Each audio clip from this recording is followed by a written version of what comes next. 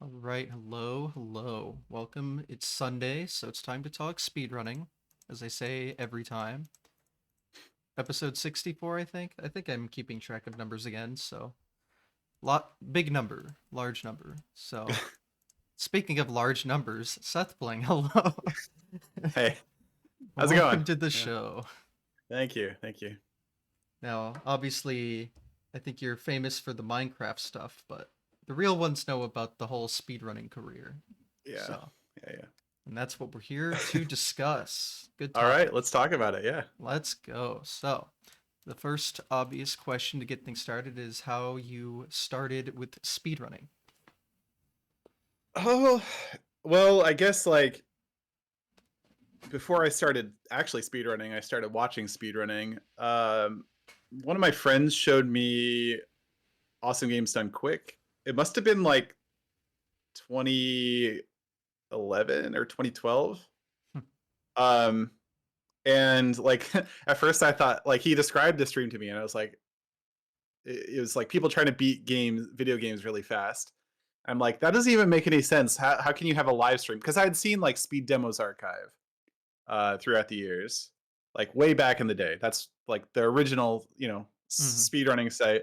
I had seen runs on there, but those are all pre-recorded. Obviously, those are like the best runs. Um, some of them are segmented. So like I was familiar with the idea of speedrunning, and but he like told me there was this stream where people were doing it live, and I was like, that doesn't even make any sense. Like, how can you like I thought it was just like one group of people just speedrunning all kinds of different games. I didn't understand the concept that like somebody could speedrun one game over and over and like become so good at it they could do it live without like really messing up too bad. So, but I watched that a bit, and I thought it was really cool. I picked out a few favorites. There was like, I think there might have been a Monkey Ball speedrun. There was definitely an Ocarina of Time speedrun by at the time Cosmo Wright. Um, there was just like a bunch of good stuff there, and so I started from there. I like followed a few streamers, and uh, eventually I decided like that I thought it'd be fun to try it for myself. And so I didn't really know how to get started, like a lot of people, but I just sort of like picked a game that I like, which is Super Mario World. It's a game that I had played a lot during my childhood. And I was like, I'm just gonna try like running through the levels a few times and seeing if I can figure out how to beat them fast. And so I did that. I just sort of like uh, tried to figure out how to get through each level pretty quick.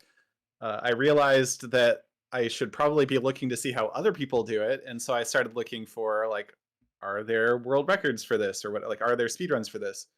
And I did find some speedruns. I don't remember exactly how. It was just like searching YouTube, or if I actually found the Super Mario World leaderboard, which was on just like some random wiki at the time. There was no like centralization back then. This was 2014.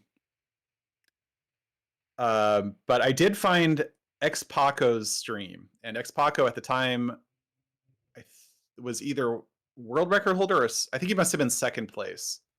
Um, and so like saw him streaming. I like chatted with him a little bit, like asked him some questions. He pointed me towards some resources, and so then I actually like learned learned that there are actual routes that you can actually learn and follow, and there's like resources like the wiki, and I guess that's how I got started. Yep. Yeah, it's funny to think back then how scattered everything was because speedrun got Yeah, become so prevalent now. But yeah, it was very. It was just super different even from how it FCA is now. just showed like the top run, and that was about it. So the leaderboards had to be Yeah, on their own yeah, whatevers as well. yeah.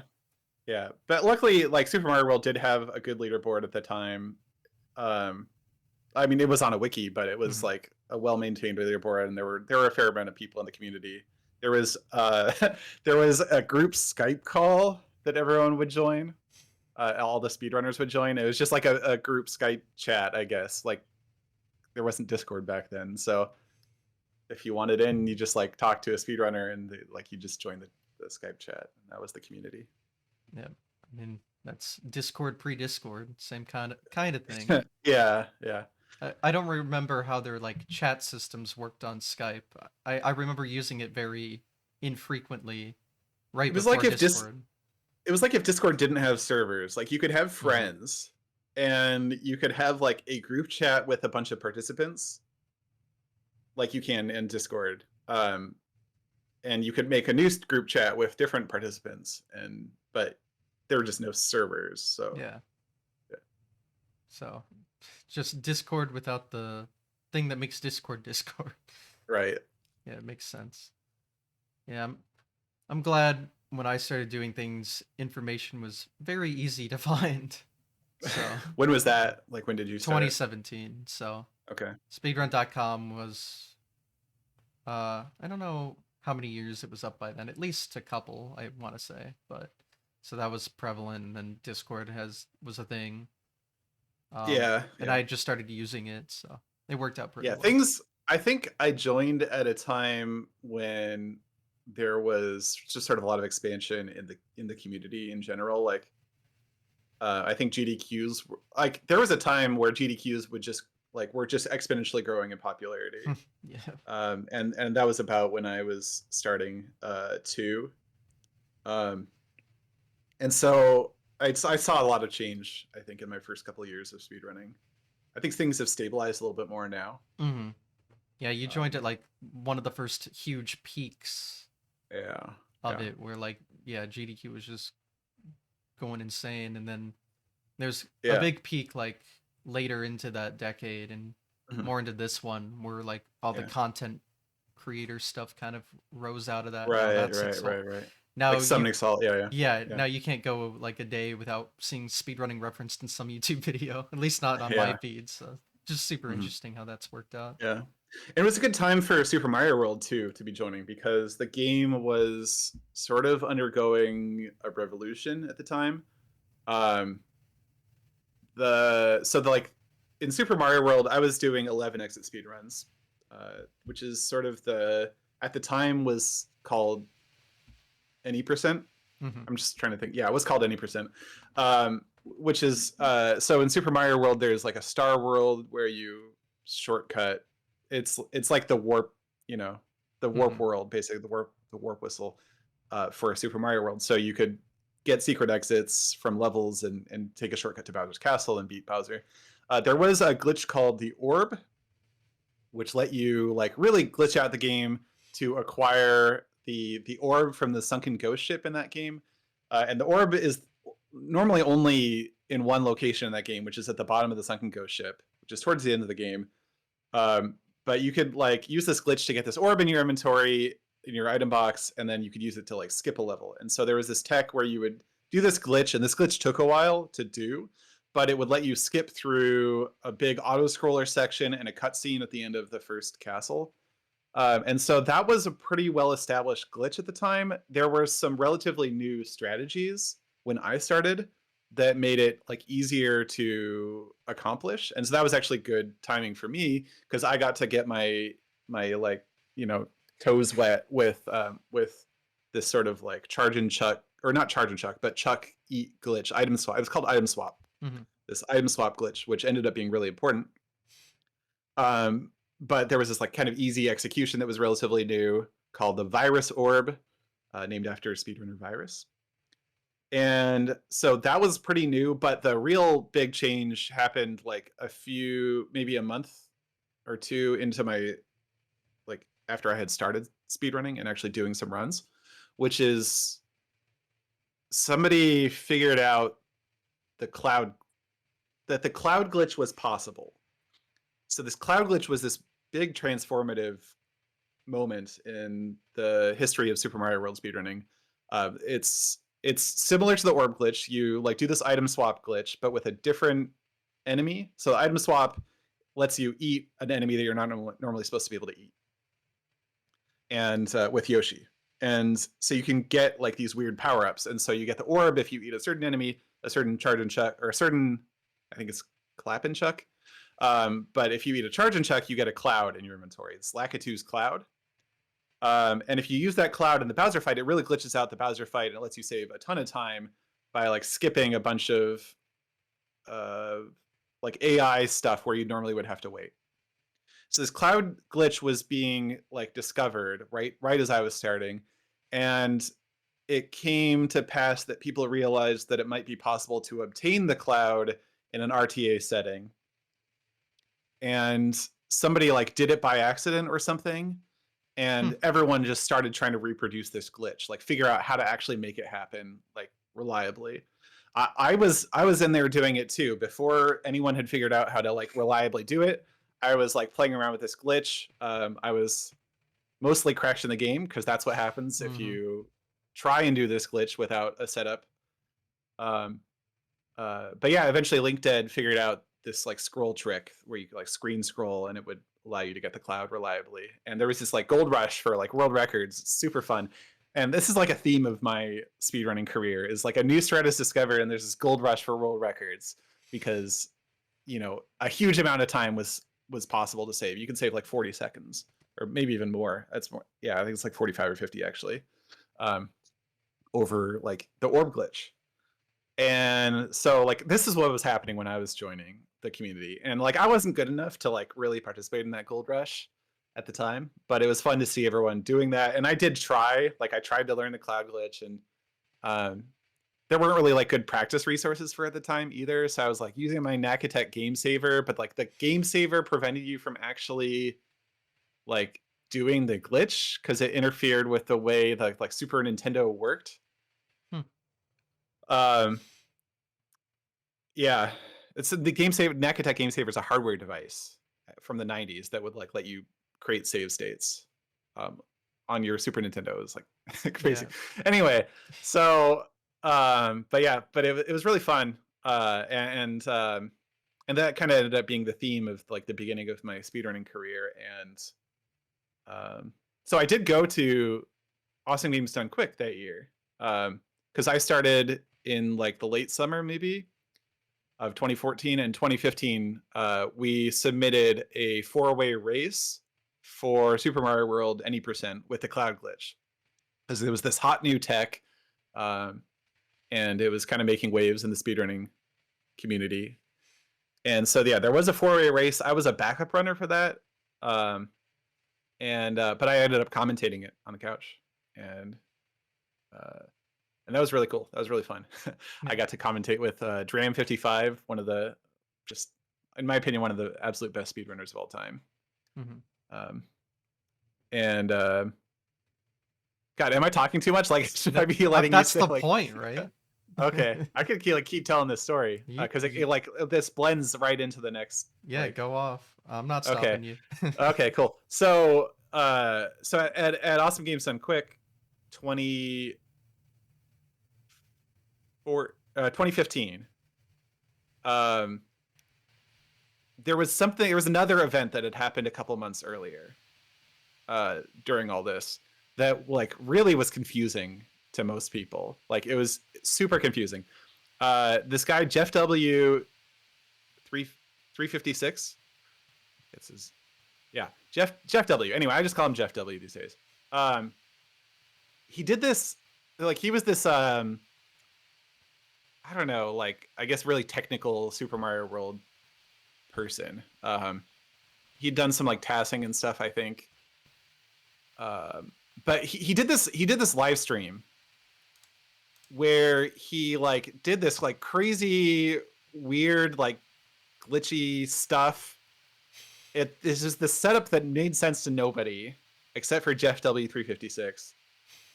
He did this live stream, and he did the first credits warp. This was the first Super Mario World credits warp. He did it on emulator, and he just like did a live stream of a couple of attempts. He got it on like the second attempt or something, which is actually really crazy given what I know now that he actually got it on the second attempt. And it just like warped to credits in like 5 minutes, and didn't and just like did this live stream and like posted it and like didn't explain it to anybody. And Doesn't so elaborate, like leaves. right, exactly, just drops the microphone. I don't know. He Mm-hmm. didn't just I don't think he felt like there was anyone he needed to explain himself to. He was just sort of doing it for himself. Um But everyone like this video, this like Twitch highlight made its way around the circles, uh, and everyone's like, "What is this?" Because if you go back and look at it, it makes no sense. Like he's like juggling like throw blocks, or no, he's juggling Koopa shells. He's like doing this weird thing where he grabs 2 throw blocks at a time for some reason. He's like very precisely positioning things in places that just don't make any sense unless you know what's going on. And so there were sort of like 2 independent communities at the time in Super Mario World. There was the RTA community. Like I said, we had like that Skype call. And so we passed around the video. And then there was the task community. And so this video got posted. There was some discussion about it. I remember there was a specific, like, I think Reddit comment from Master June. So Master June was and I think probably still is, this virtuoso of tassing. He is incredible. He is responsible for some of the most famous like tasses of all time. Stuff like the Mario 1 in Super Mario World. I believe he had a big hand in that. He definitely had a big hand in like there was like a Snake and Pong demo at Yeah. at one of the GDQs.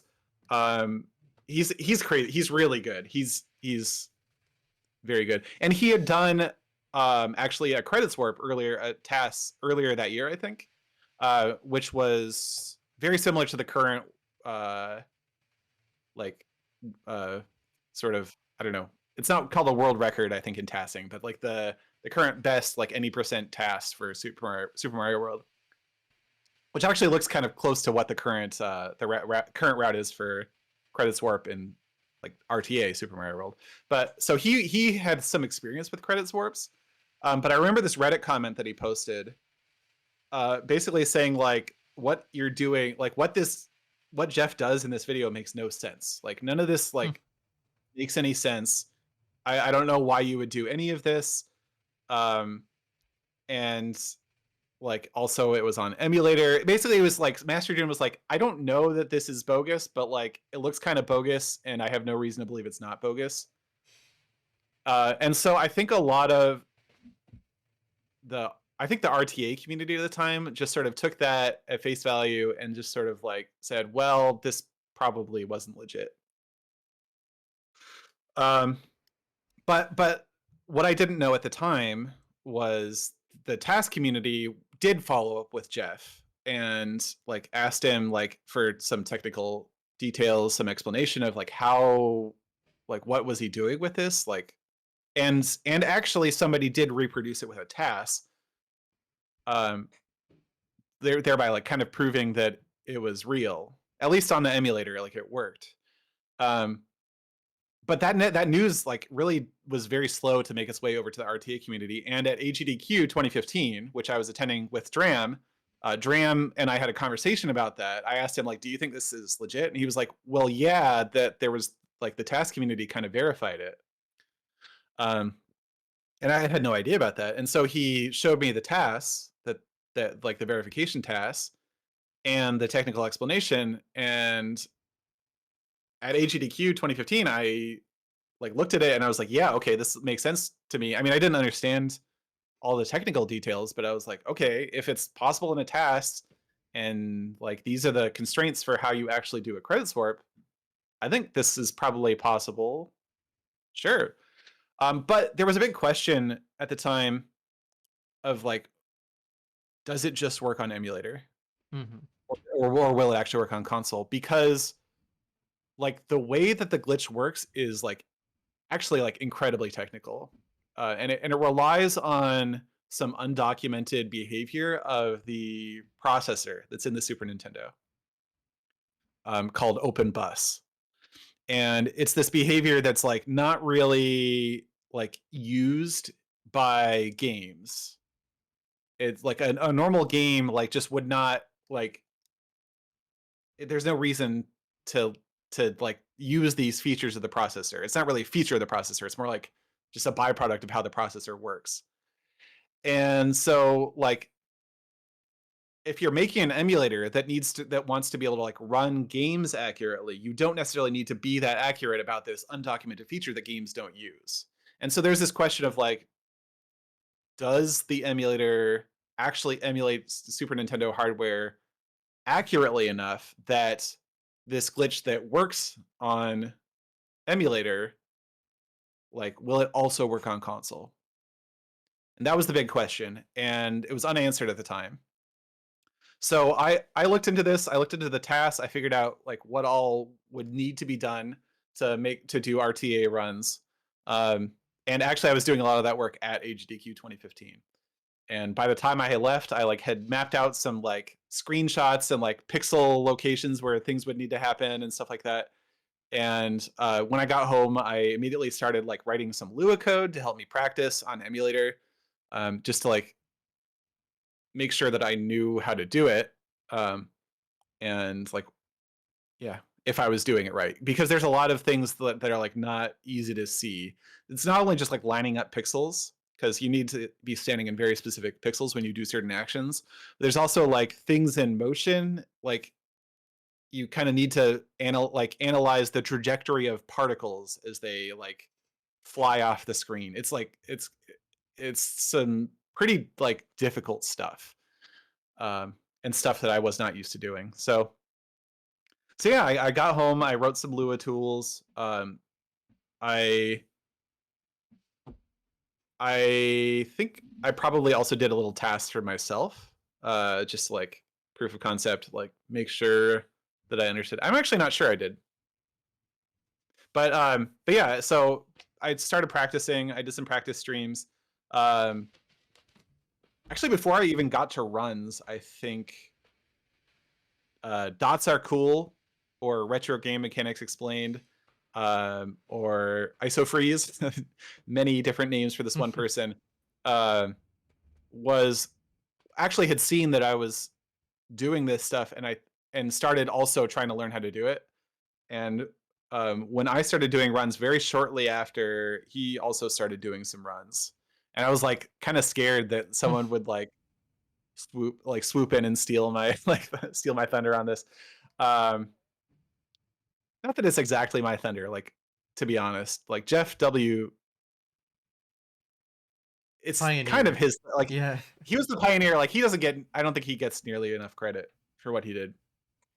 But still, like, verifying it on console was something that I guess was something that I considered to be my thunder. And but I kind of looked at what Freeze was doing on his stream, and I was like, oh, there's like a lot wrong here.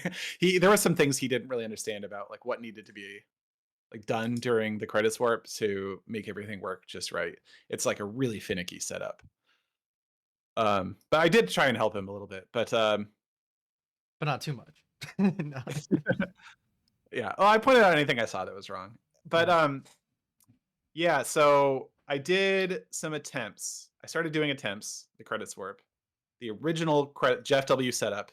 Actually, like a lot of people from the community were sort of like coming by my stream or discussing with me.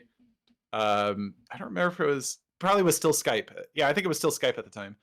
We're just like discussing it with me. Nathan is bored. P4 plus 2, Ram 55. Carl Sagan got involved. Um, People were like paying attention to it more and more, and sort of helping me figure out some like ways to improve the route. Because Jeff W just did this all on his own. And whenever one person routes a game, you can be sure that they didn't find everything. Like there is no way for one person to have all the creative ideas they need to figure out everything. And so like we found some like more reliable ways to do some of the setups, some faster ways to do some of the setups, some easier ways to do some of the setups. And so by the time I was actually doing runs, the route did look a little bit different from what Jeff W did, to make it more reliable and stuff. But it still took me a bunch of attempts and several days of attempts, even though Jeff W got it on like a second attempt, which is, that's what I'm saying. It's like so crazy. Like he was using a harder route, less reliable route, and he still got it super fast.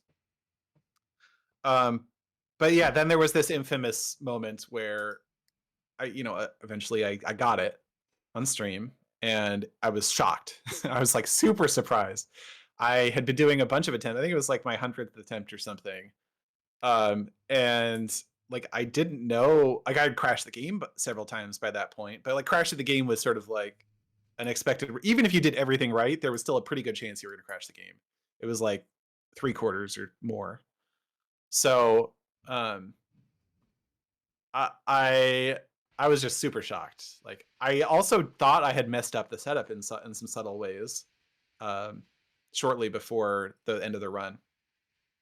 But yeah, there was sort of like this infamous reaction where I was just jaw dropped, and you can see it in like the summoning salt video about that.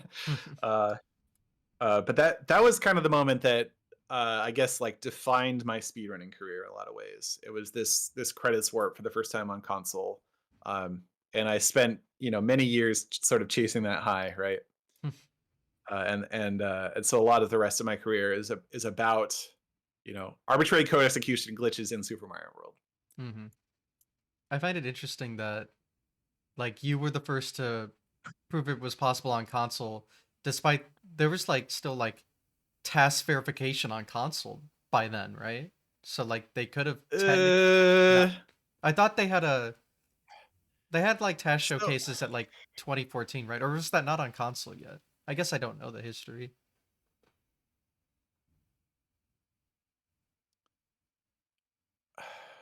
I think you're right, Okay. but I don't think the community was that together. Yeah, like well. like any like the people who were in the Super Mario World community didn't know Dwango, didn't know Mhm. like The people who people worked with on the yeah, TaskBot. okay. I guess Master June must have, because I think you're right that the like Snake and Pong demo had come out by that point. But it's just like it was not as cohesive. Like there just wasn't as there weren't as many avenues for like information or like collaboration to flow throughout the community. So it just like definitely hadn't occurred to anybody at the time. All right. It's like I can tell you that for sure. It just like had not occurred to anybody. Fair enough. Um yeah. Master June was still skeptical of Jeff W. even after the task verification. He Mm. was still skeptical. He thought that there too much had to go right for it to be RTA viable, because Master June like lives in a world of tasks where like he can do crazy things in tasks because it's tasks, right? Mhm. Like you can be super accurate about things, and so I don't think Master June necessarily has a great sense for like what a human can do, or like the ways that a human goes about creating setups to be done reliably. And so he was even then still like very skeptical that like all this stuff that had to be really precise, pixel perfect or whatever, was possible RTA. Mhm. So I think even if it was like even if that task was console verified, there still would have been some question as to whether Jeff W actually did all this. And like my my runs were kind of bearing that out. Like it took me a lot of runs to get one successful credits warp. Okay. So is Jeff W's run considered like a former any percent world record? Yes, yeah, Okay. it was sort of like retroactively became a world record when I did my run. My run was considered like the verification that the route is legit in a Okay. way. I Like see. it works on console like we think it does.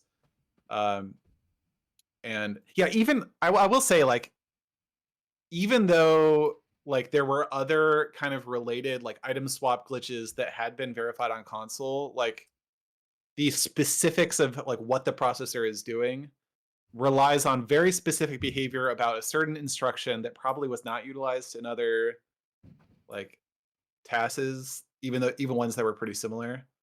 So yeah, I think you would have needed like task verification on console with this specific like route to really know.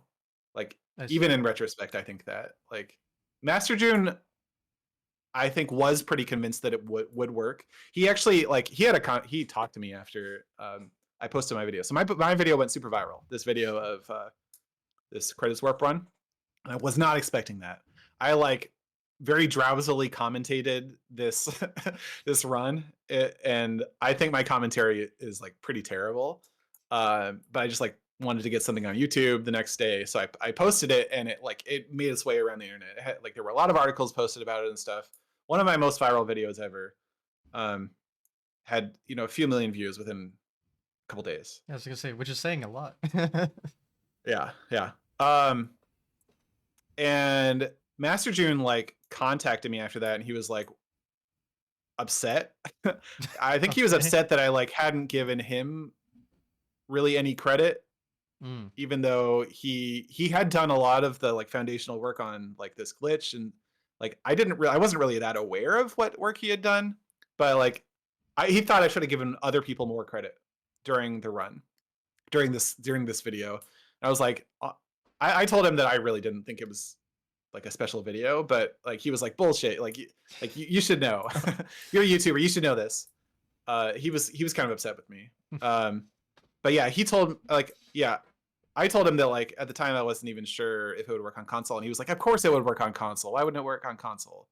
Like we have this task that verified it." And I think even in retrospect, even like knowing a lot more about the technicals about how this works, I don't think he should have been that confident that it would work on console. Yeah, like Um, especially emulation back then is gonna be yeah, more finicky.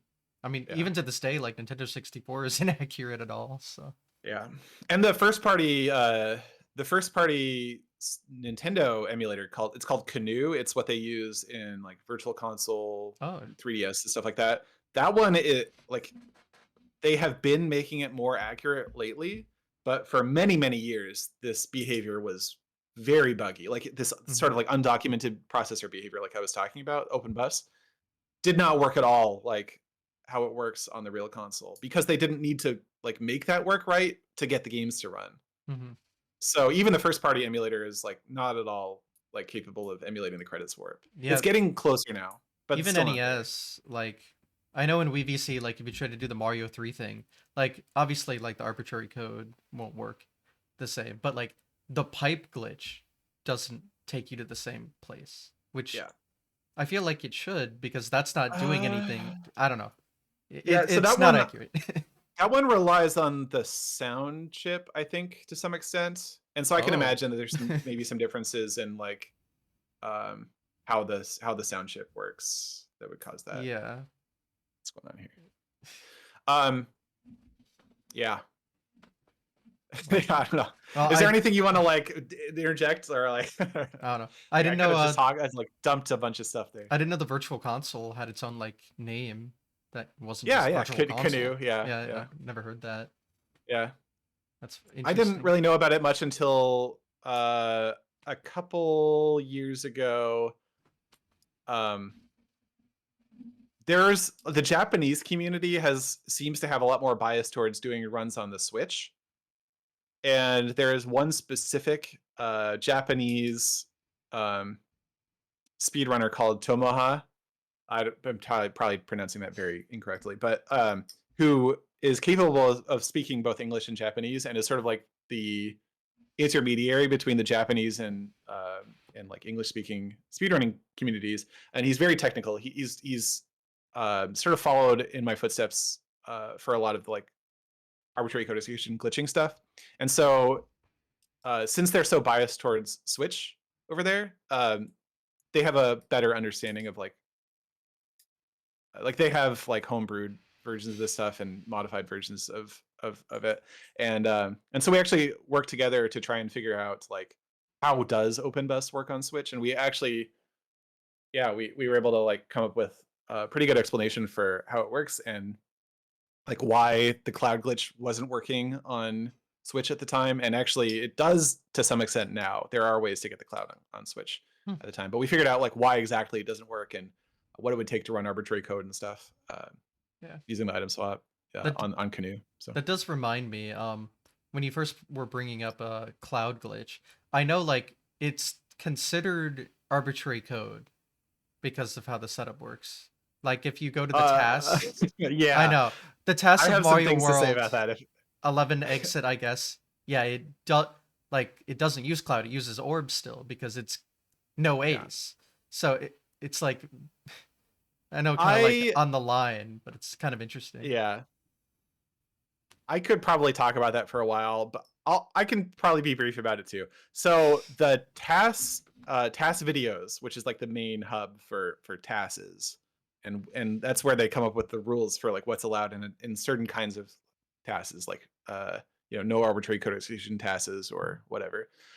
They have a rule which says if your processor executes instructions from Open Bus, which happens during the cloud glitch, it counts as arbitrary code execution. Normally, the processor should only execute instructions from the ROM, the game cartridge, or like in Super Mario World, there is some code that's loaded into RAM, Hmm. and the game runs code from RAM every frame, but you're not allowed to like modify that code in RAM. Obviously can't modify a read-only memory. It's Yeah. called read-only for a reason.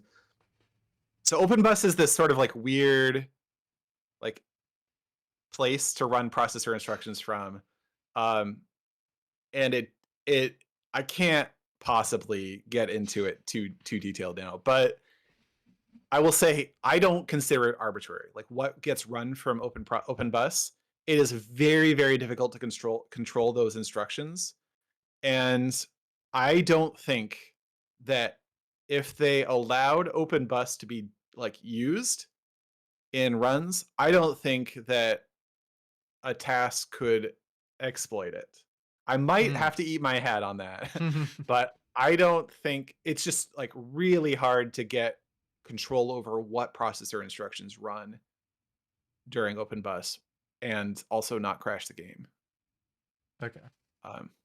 And also either not crash the game or not accidentally execute code from RAM, which would be arbitrary code execution. Got it. But like, So I think they've made the wrong call there. They might have good reasons for like oh, there was this game where like you could execute this code from OpenBus and it would like do these crazy things. But in Super Mario World, um, when you're doing the cloud glitch, there are processor instructions that are run from OpenBus, but like really the struggle is to just get the processor to stop executing instructions from OpenBus and return back to ROM, back to reading code from ROM, because you really don't want to be in OpenBus for too long. That's why the game crashes when you like do the cloud glitch without like a very specific setup. hmm, yeah, that's what I was gonna bring up. Like, I know with the way the orb works is like it's 100% like easy to do. Like, you don't have to do anything weird. You just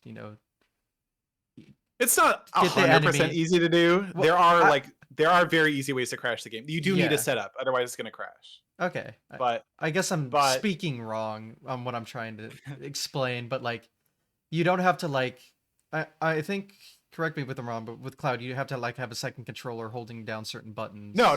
Oh no. That's stuff that's part of the setup for some of the arbitrary code execution Yes. stuff that I've done, and that's because in that case Okay. we do a lot of finagling to get the processor to execute instructions from the registers that contain the controller data.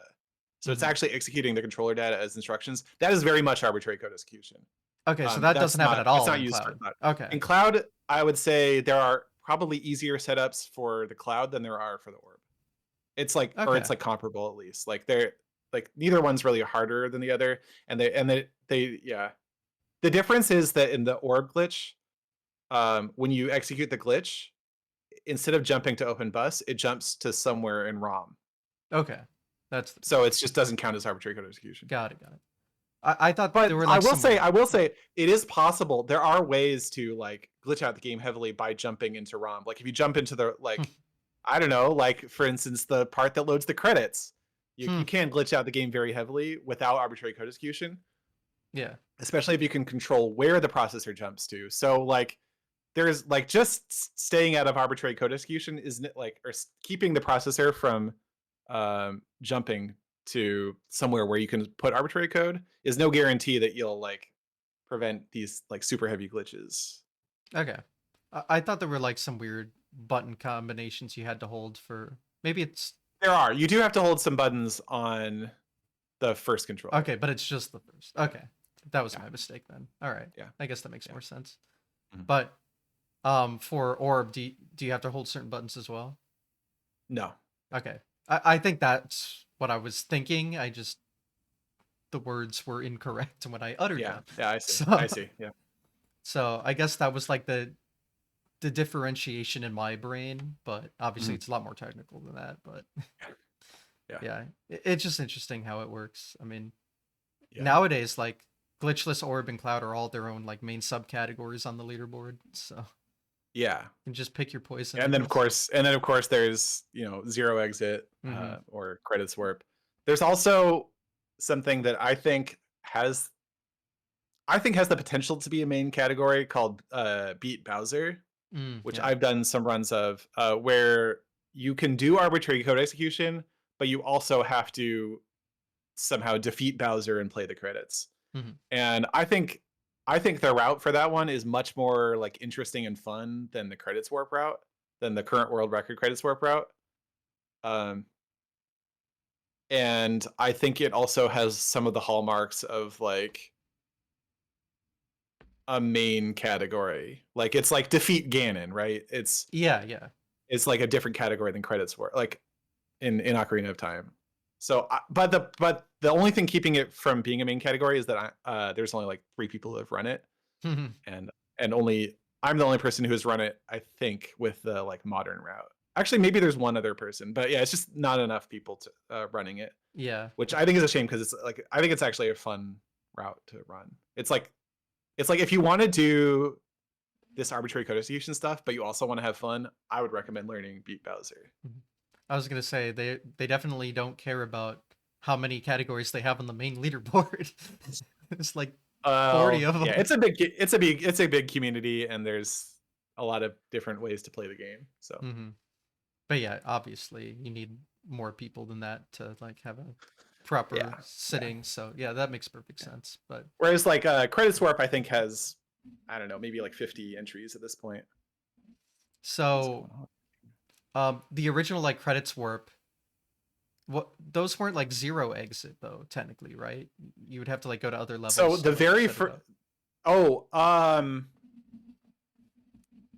so Jeff W's route did require going into Yoshi's Island 1. The main body of the Mm, route's in Yoshi's Island 2.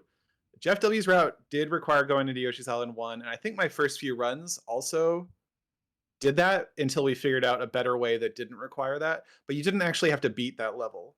okay. So I don't think any of the credits warp routes at the beginning, I don't think any of them actually beat any levels. Oh So I think it wow. was I mean, at the time when I did it, like that day, I was like, this is the any percent world record. Yeah. Which was actually, I remember that like Green Death Flavor was streaming and he had the world record in 11x, which was called any percent at the time. And Yeah. like some people like from my stream went into his stream and was like, oh, you lost your any percent world Oh record. my And I was god, so cringe. like why? That's so Yeah, cringe. it's stupid. But Yeah, of course. yeah, I think we very quickly settled on 11 exit and 0 exit, Yeah, and okay. just dumped the any percent name, which I think is good. Okay. Zero Because exit, I think is not a good name for it. I think it should be called credit swap. yeah. Because like the fact that you beat 0 exits is not really like a requirement like it is for 11 exit, right? Like 11 exit, it's not an 11 exit run if you don't complete those 11 exits. Hmm. Because I was gonna say, can't you do like a easier, I guess, credits warp setup, but you have to do like power up incrementation in the Yeah, third yeah, stage, yeah. so you have to beat a stage to Right, do right, that. right. You have to beat two. We kind of have to beat two stages. You have to beat YI3 as well. Oh yeah, and then Um, go back. But yeah, yeah. so yeah, there is a different route that I came up with called the Universal Credits Warp, which works Oh, on that's every right. platform Yeah. because it doesn't use this open bus feature of the console, and it requires only 2 controllers as well. Yeah, I So forgot. this Universal Credits Warp is like I have the record for it using Super Mario All Stars plus Super Mario World. Um, but like you can compete with that on any platform Hmm. that has Super Mario World. Yeah. So like any like virtual console and any Yeah, whatever yeah. else you want to run on. As Yeah. long as you can plug in a second controller and hold down like a certain set of buttons. Yeah, with clamps or whatever. Yeah, or another person. Yeah. Sometimes you have Oh, people hold the buttons. co-op. Yeah. I'm I'm sure this isn't foreshadowing anything in the future or anything, but Yeah. um So yeah. so I guess after the first credits warp completion on console, what was Yeah, so I kind of Nice. talked about this earlier. It's like started off this gold rush, right, for world Mhm. records. People were coming up with some newer strategies. Dram55 came up with this cool strat where you do a block break at the end of the level instead of like earlier in the level, and it like saved a lot of time. A few people that came up with different strategies. Um, the time got down from like, so Jeff's first run was about 5 minutes. My first run was about 6 minutes. That was the first like Mm. console run. But the next day I got my time down under Jeff's time. But yeah, basically the time slowly made its way down over the course of a few weeks, down to about 145, Wow. 142 or something like that. Um, and the route looked very different at that point. Um, it was still in Yoshi's Island 2, and it still involved a charge and chuck item swap. Although you actually did it with a different charge and chuck. There's a charge and chuck at the end of the level instead of the one that you typically see in runs now, which is in the middle of the level. Um, so and then yeah, so that kind of settled down with a tie actually between ISO Freeze and Carl Sagan 42. To the frame or They were like to like the second? tied. I think not the second. I'm pretty sure it was to the frame. Oh my god. All right. Um, I don't know that we had like super accurate frame timings, but it was like to the Mhm. tenth of a millisecond or something, Close or no, enough. tenth. Yeah. Anyway, Yeah. um, it was close enough that we called it a tie. And that stood for a while. Eventually, Pangea Panga, Oh really? who's now known for his, along with Carl, Mhm. for their Mario Maker. They're both Mario Maker YouTubers and streamers. Um, but Panga came along eventually and did this like,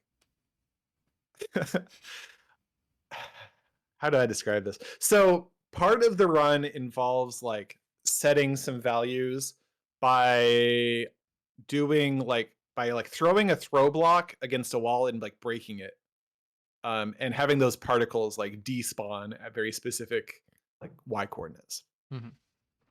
Basically, these particles have to like are like flying up and down. You need to despawn them at a specific y coordinate. It's like pretty tricky, but there's setups that we had for that in the run. Panga came along with this like crazy strategy where instead of using throw blocks, he was using like bouncing coins. So when you shoot a fireball at like a Koopa shell, it turns into a bouncing coin. And so he was like collecting 2 coins in a row so that they would like their sparkles would appear at the right y coordinates in like a very specific order. It was this crazy thing that I tried to do and I just like could not do. And like he just like came up with this and did the run. It saved a fair amount of time. It saved like 6 seconds or something. And so he had this run that like nobody else even tried because it was like ridiculous, so hard. And he had the world record for a while there. I did verify like it's possible, but like I was not gonna be able to do it on an RTA run. Um, Wow. but so it stood there for I think like a year or two. Mm. Um, eventually I came back to the credits warp and just started doing research. Um, I'm trying to think if there was. Oh, actually, no. Before that, no. Actually, no. Okay. Yes. Um, at so I went to Awesome Games Done Quick 2016. Mhm. Also, so this was the year after my first Awesome Games Done Quick. So if you recall, at the previous one, I talked to Dram about the like credits warp task, and then very shortly after, like I did my first console verification. So the next year, I was at AGDQ. We had submitted a 4-way race for the credits warp. There was some new research into the credits warp. Mr. Cheese came up with a way to do a much safer version of the credits warp that didn't have like the 75% failure rate Mm. just like built into it beyond all of the difficult execution. And so we came up with a much safer way where you could do it basically every time, and it required 2 multi-taps and 4 controllers. Multi-taps are these like kind of obscure devices that let you plug in extra controllers to your For Super each Nintendo. person it needed. Yeah, each Oh person my needed 2 god. multi-taps and 4 controllers, and you had like clamp down buttons on extra controllers. So this was the Okay. first time that we did that, and it this run involved like making the processor execute code from the controller registers, like I was talking about. So it was like what buttons you had held down would control what code got run. So or you only needed 3 controllers, I think, for Hmm. this one. But so Mr. Cheese had done this research, and figured out the way to make this work, and it was like pretty reliable. We did this AGDQ run, and like uh Isofreeze and I were like way out in the lead, and like he was like a little bit ahead of me, and I like out of the like we're like at the very end of the run. So at the very end of the run, you have to pause your controller, main controller, hold down a bunch of buttons on the second controller. We decided not to use clamps for this because we Oh, thought clamps okay. were like kind of at the time nobody had used clamps, and we were like, I guess just nobody had that It was a idea, but tool to assist your speed run. yeah, it felt like more legit if you were like holding the buttons down with fingers, I Mhm. guess. I don't know. So at the very end of the run, you had to pause your main controller, hold down a bunch of buttons on the second controller, and then unpause on the main controller. And it was like a lot of buttons on the second controller. So you had to like really use both hands to do all this. It was very awkward. And so he was like a few seconds ahead of me, Isofreeze. And I see out of the corner of my eye, he crashes the game right as I'm about to finish. And so like I running up to this, I had been like, oh, if I can go a little bit faster, maybe I can beat Isofreeze. So I saw him crash, and I was like, oh, this is my opportunity. Go, go, go. And for some reason, I was really rushing it. Mm. I didn't have to rush it. The other two runners, Carl Sagan and Area 51 Aaron, Mhm. they were way behind. I knew they were way behind. There was no reason I needed to rush it, but I rushed it anyway. And like as I went to unpause on the main controller, my fingers slipped. Like one of my fingers slipped off on the Mm. second controller. So I'm pretty sure I'd done everything right, but I crashed the game because I wasn't holding all the buttons. And so Aaron won that run. Anyway, so that was just like a fun little. That was my first botched credits warp at a GDQ. No spoilers. Um, Well. or first botched, I guess, arbitrary code execution. Mhm. But anyway, um, so um, but at that AGDQ, I also met P4+2 in person. We had worked. He had helped out a bit with the route for the credits warp the previous year. But I met him in person and got to talking with him about like a project idea that I had, which was that I wanted to like inject another game into Mario. And so this had been done by tasks, right? The Pong plus Snake thing was already out there. I think by that time, SMB1 in Super Mario World was also something that had appeared at a GDQ. So we'd like had seen some tasks do it, but I wanted to do it like as a person. And with this new like much safer setup for the credits warp that we were using in this race, um, I thought it would be possible to like do some arbitrary code execution over and over to slowly write a game into the like game's memory and then run it. And so he had some ideas for how to do it too. And so we got to work, and um, Mr. Cheese helped out a bit more. We did a bit more research for ways to make it even safer, for ways to like sort of bootstrap into easier ways to inject more and more data. And so we ended up with this 384 byte payload, which was Flappy Bird. And so I did this like live on stream. I had done a bunch of practice off stream, but I made out like it was my first time doing it on stream. But yeah, I did it on stream, and it took about an hour, and I injected Flappy Bird into the game. I was still like super nervous. I like that was actually my most concurrent viewers for a stream. I think I peaked over 11,000 viewers Okay. on that stream. It got like front page. I got front paged and Mm. stuff. So, um, but yeah, so that was the infamous like Flappy Bird thing. So we injected Flappy Bird into the game, and like reused a bunch of Mario. Obviously, the pipes are kind of from Mario. We had Mario like flapping his arms. It was Hmm. very cute. So P4 wrote all the like the code for that for the game, and I came up with a lot of the routing for like how to actually inject this safely.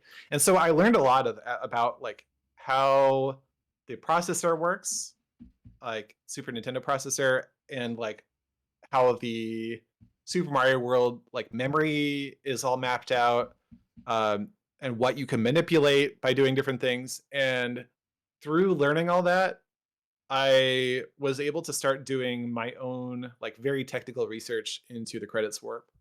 Um, Much more technical than what I had done the year before when I was trying to like do the credit swap on console for the first time.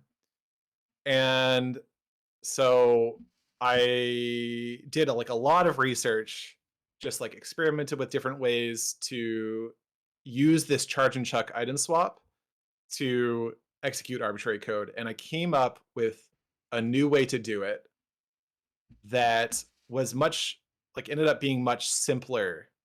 Um, and P4 actually helped. I remember P4 helped with this too. He helped like kind of point me in the right direction and sometimes. And so like I sort of brainstormed with him about like ideas for how to make this work. But yeah, it ended up being a much like simpler setup and faster. And it used the same principle of like spitting out Koopa shells at like certain x coordinates to set up like a series of instructions in memory. So it's like the arbitrary code. But yeah, so this is new route for I ended up using for credit swap, and I think I very quickly got a new world record. I think the time on that. So other people got in on it. Furious, who is the current world record holder, that was when he started getting in on this like gold rush to um, sort of get credit swap world record. He loves having the world record in credit swap. No matter what I do, he will learn it and learn how to do it better than me. And but anyway, so yeah, I think the record came down to about 115 from that. Um, so that was from like 145. So it was a pretty significant improvement. Um, it made the run a lot simpler. Um, yeah, yeah. So that's sort of like the next era, I guess, of credit swap. Um, and there's sort of one more era after that. And I'm trying to remember like what came next for me. I think I think my next speedrunning thing like of note was actually not Super Mario World. Hmm. I think it was Breath of the Wild. Oh, that's quite So different. there's like a funny but pretty brief story about Breath of the Wild. I got invited. I was like a pretty big YouTuber at the time, so I got invited to, and I had some Nintendo content on my channel. So I got invited to a Switch like media event in New York in January of 2017. And it's basically like a preview for the Switch. It was like months before, like 3 or 4 months before it was going to release. But they showed us some of the games. I got to play like a little trial of Breath of the Wild, and I like expressed to them that like I'd be interested in getting like a review copy of Breath of the Wild for my YouTube channel. Um, I didn't like tell them why. Mm. But yeah, so they actually a week before the Switch released, along with Breath of the Wild, I got a review copy of of Breath of the Wild and a Switch. And I was under NDA. I couldn't like there were very limited things I could like say to the public or like show. Like I did post a couple YouTube videos of like teasers for the game. Um, but basically, I got the game a week early, and I spent that week doing nothing but trying to route Breath of the Wild any percent. And this is a game that's like really designed to be speedran, right? Like Mhm. there is almost no required content. There's like a tutorial island at the beginning, and then you can just go straight to the boss area. And like it's not that hard to like ratchet your power level up to be able to beat the boss. Um, and so I spent a week just doing nothing but that. My girlfriend got pretty neglected. She was like kind of mad at me at the Rip. time. But I did actually figure out a route. Like basically like the day before the game was going to release officially, and I was able to like at that point, start live streaming or put out whatever video content I wanted. I did have a full route that I thought was going to take about an hour and a half that I had not like done all in one go. But I got to like post a video of like I think 24 hours before we were allowed to post more spoilery content, but not like fully spoilery content. So I posted a video of like me running from the tutorial area to the final boss chamber in like 10 or 15 minutes or something. Or it's like 10, it was like just less than the limit of the like what we were allowed to post. um and this was like my teaser. Anyway, so then I started doing runs the as soon as I could, really. As soon as like the NDA was lifted, it was like midnight or something, or 9, I don't know. Anyway, um I actually was not the first person to get a world record in that game. I did get a world record in that game, but I was not the first person. Orchestra uh, managed to obtain a like leaked early copy of the game because Nintendo security Yeah. is terrible, and they leaked the game from their like storefront early, and so a bunch of people were able to get the game. Orca took this route that like actually involved completing a dungeon, because I don't think that they knew all the mechanics of the game. I had trouble figuring out all the mechanics of the game too. Like playing a Zelda game is usually something I do like referencing wikis frequently. Like I get lost in those games. I don't understand some of the mechanics or like what the clues are. So it was very difficult for me. Like there were a lot of things that I didn't figure out until like several days after I should have figured them out. But yeah, so Orca did a run that was like 4 hours or something. I don't remember exactly, but I had a better route, and so I was able to actually finish it in like 2 hours and 20 minutes on I think the second day of attempts, and I got the world record in Breath of the Wild, which mainline Zelda game, world record holder, big deal. I think I had the record for like 2 hours before somebody much better than me took. I mean, I think my route was sort of like the starting place for the speedrunning community, but like they were iterating on it very fast. There was a lot that I missed. Like shield jumping was something I did not use at all, but it's like super important in the game for like speed tech. There's just like a lot. Like I didn't use horses. Like there were horses like I could have just used and like saved a lot of time. This is what I mean when I say like one person writing a game is just like never going to come up with like there's just like a lot I missed. But I did have the world record in Breath of the Wild briefly, and that is right there in the world running, the world record history. So Yeah, now it's like 30 minutes or something. I don't know. yeah, it's like 23 minutes or Oh, something. It's yeah, I insane. mean. Yeah, they've cut it down so much. Um, yeah.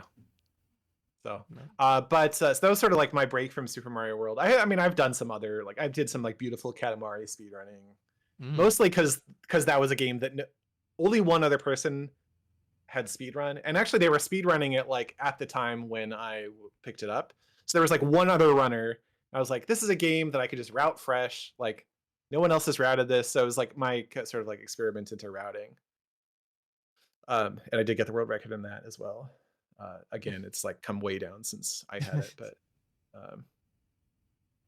yeah. But yeah, so then I think the next year, I think 2018 is when I started picking up Super Mario World again and made some more significant progress. Should I take a breather here? Is there anything you wanted to I think you're say or talk about? covering everything, so you can Okay. keep it going. Okay. Okay. Yeah. I can just keep talking about this stuff. Okay. Well, so I think it was 2018. I'm not 100% sure on the timeline, but I just like kind of wanted Super Mario world record back again because Furious, like I said, Furious, this Brazilian runner, takes whatever like Super Mario World runs I do, learns them to do them better than me, and then like I can't get my world record back, even though like I came up with the route, which of course is like that's how speedrunning works. So, but I did some more research. The idea that I had, so the credit swap at the time involved not a lot. There was not a lot of setup. There were sort of like two things. One is manipulating a bunch of RAM addresses to have just the right value so that you could execute code from the sprite X coordinate table. And the other thing was putting data into the sprite X coordinate table so that it would like basically run the credits. So that's where you put the actual code you wanted to run, is the sprite X coordinate table. And you do that by picking up red shells in Yoshi's mouth and spitting them out at specific X coordinates. So my idea was to replace that portion, spitting out their red shells, with controller instructions. So remember, I said part of the route that we had at that point was that the processor would execute instructions from the controller data. So there were 3 controllers worth of data that we could control to some degree, that we were using in the run. And we were, at the time, we were just using those extra controllers to redirect the processor to run code from the sprite.x coordinate table, because there just was not enough space in those 3 controllers worth of data. So 3 controllers worth of data is 6 bytes. Each controller, there's 2 bytes of data. So that's 16 bits per controller. 16 bits maps out to 16 buttons. So there's up, down, left, right, A, B, X, Y, LR, start, select. And that's actually only 12 buttons. The rest of the other 4 bits are just zeros. There's always off. So you don't quite get arbitrary code, right? In like by holding down buttons, right? There's, first of all, there's those 4 zeros that you cannot control.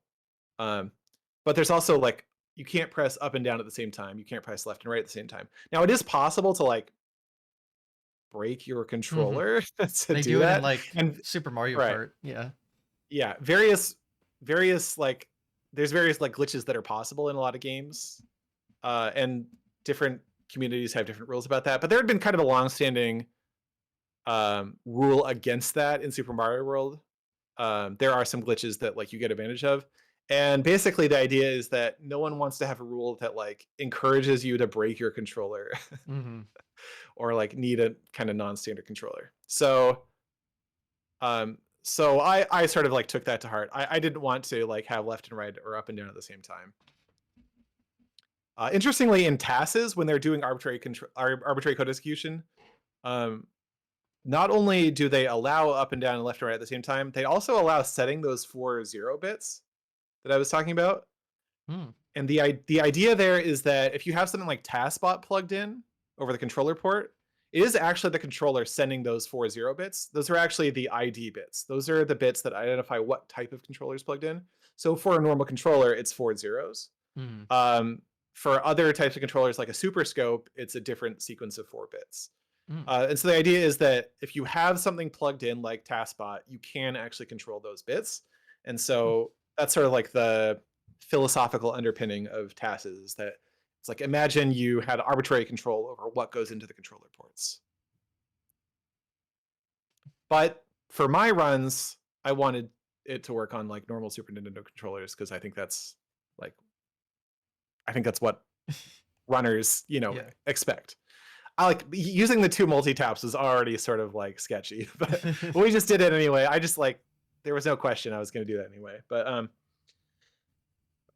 so okay, there's 6 bytes to work with, but we don't get access to 12 of the bits, and we can't press up and down and left and right at the same time. So that actually constrains a lot what instructions you can run.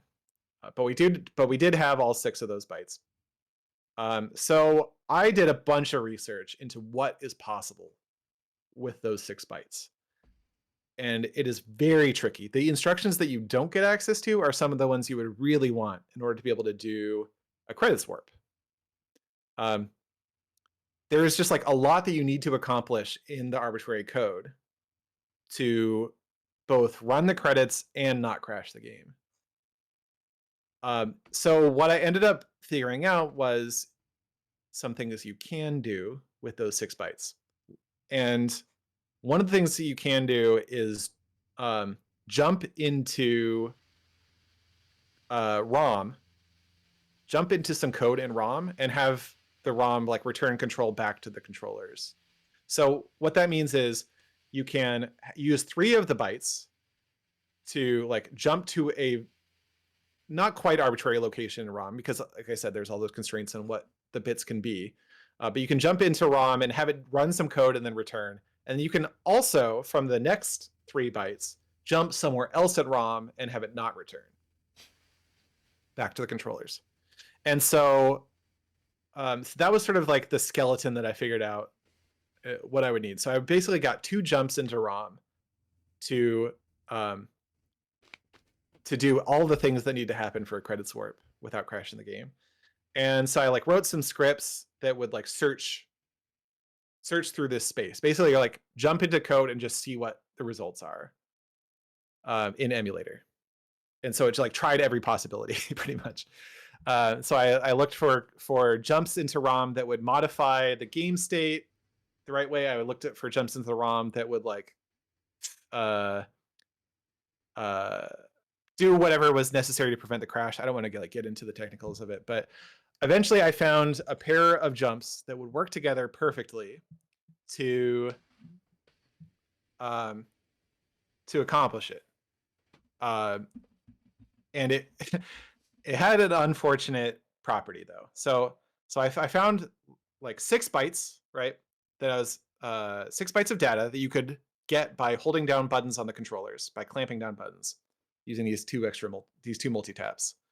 And if you did the credits warp and skipped all of the shell spitting out stuff, the pixel perfect shell spitting out stuff, you could skip all that. You had to do some other like a few other like RAM manipulation setup things.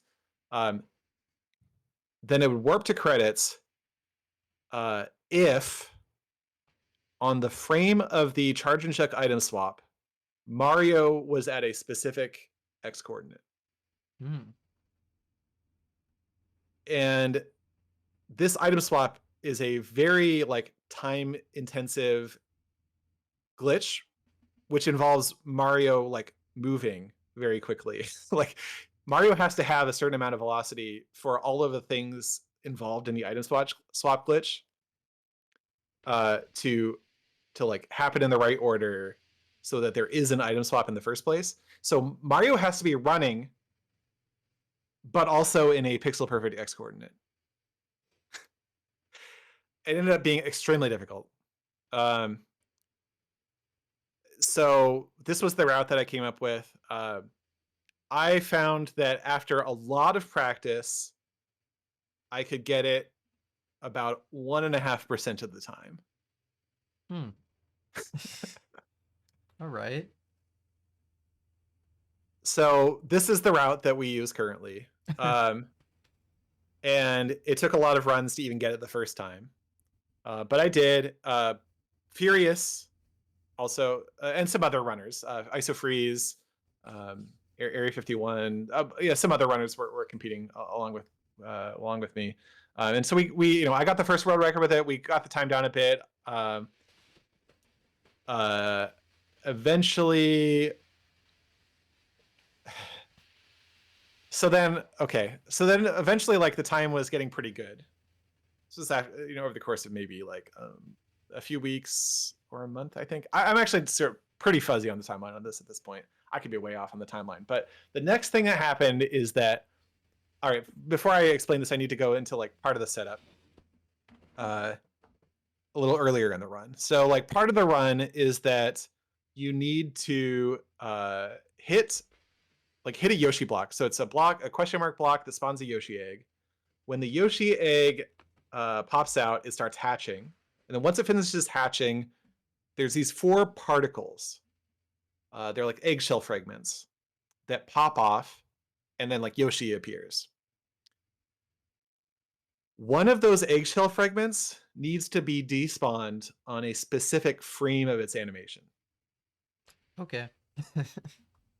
So up until this point, we had a setup for this.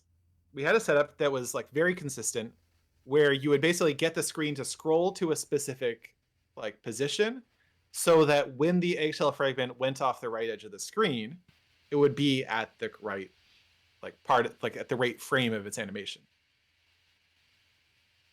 And so the setup worked, and like it made this very consistent, which is great, until the time started getting so good that instead of using this setup, we would literally just run until basically run to get the screen scroll to be at this position, so that the eggshell fragment would despawn off the right side at the correct frame, instead of like doing a setup where you're like are guaranteed to get it to get the screen scroll at this right position. So we would just like run and hope that we hit the right pixel of like the screen scroll And so this was the last addition to the run, and it made it insanely hard.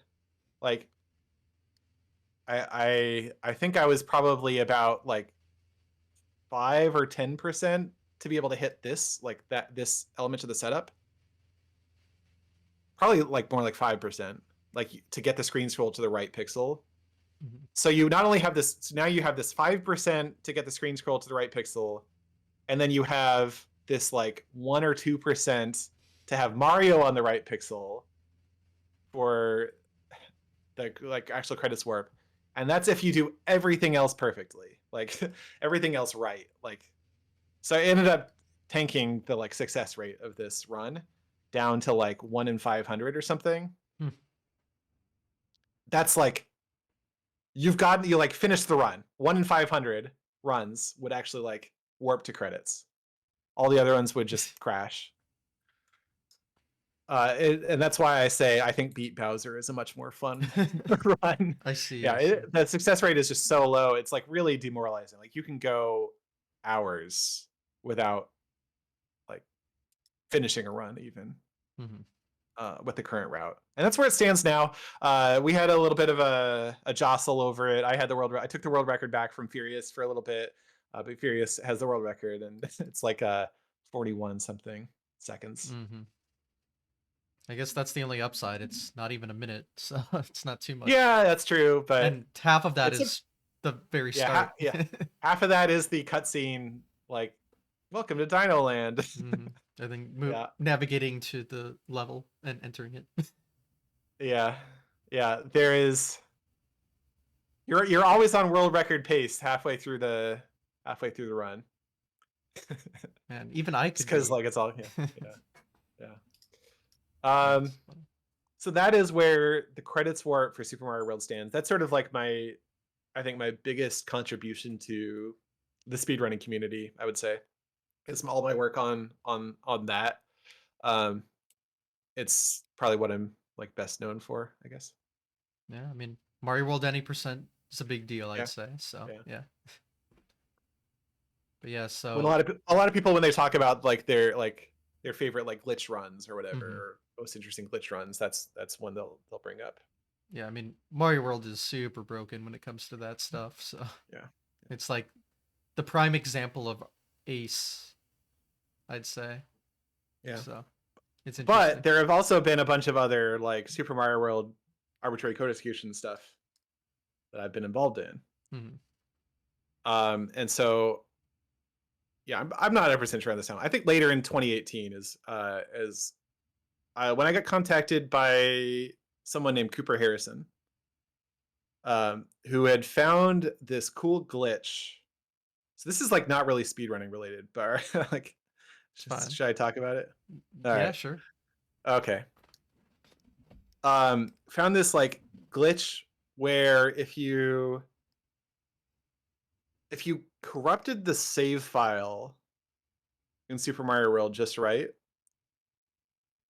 you could get it to run arbitrary code just by loading the save file. Hmm. So this is a really cool kind of glitch because usually to run arbitrary code, it requires like all this setup and technical know-how. Like you have to spit out shells as pixel perfect x coordinates, that sort of stuff. Um, like that's how you usually run arbitrary code in Super Mario World up until that point. But the idea of being able to corrupt a save file and then just like open the save file and you're running arbitrary code is very powerful. It's like um, I called it a jailbreak, right? Uh, it's like a permanent hack on the system that you can load anytime you want and do whatever you want with it. And so he came to me with this glitch, and we worked together a little bit. Um, what I ended up doing was writing a hex editor. So this hex editor would run in game in Super Mario World, and basically it let you view in real time. For example, it would let you view the RAM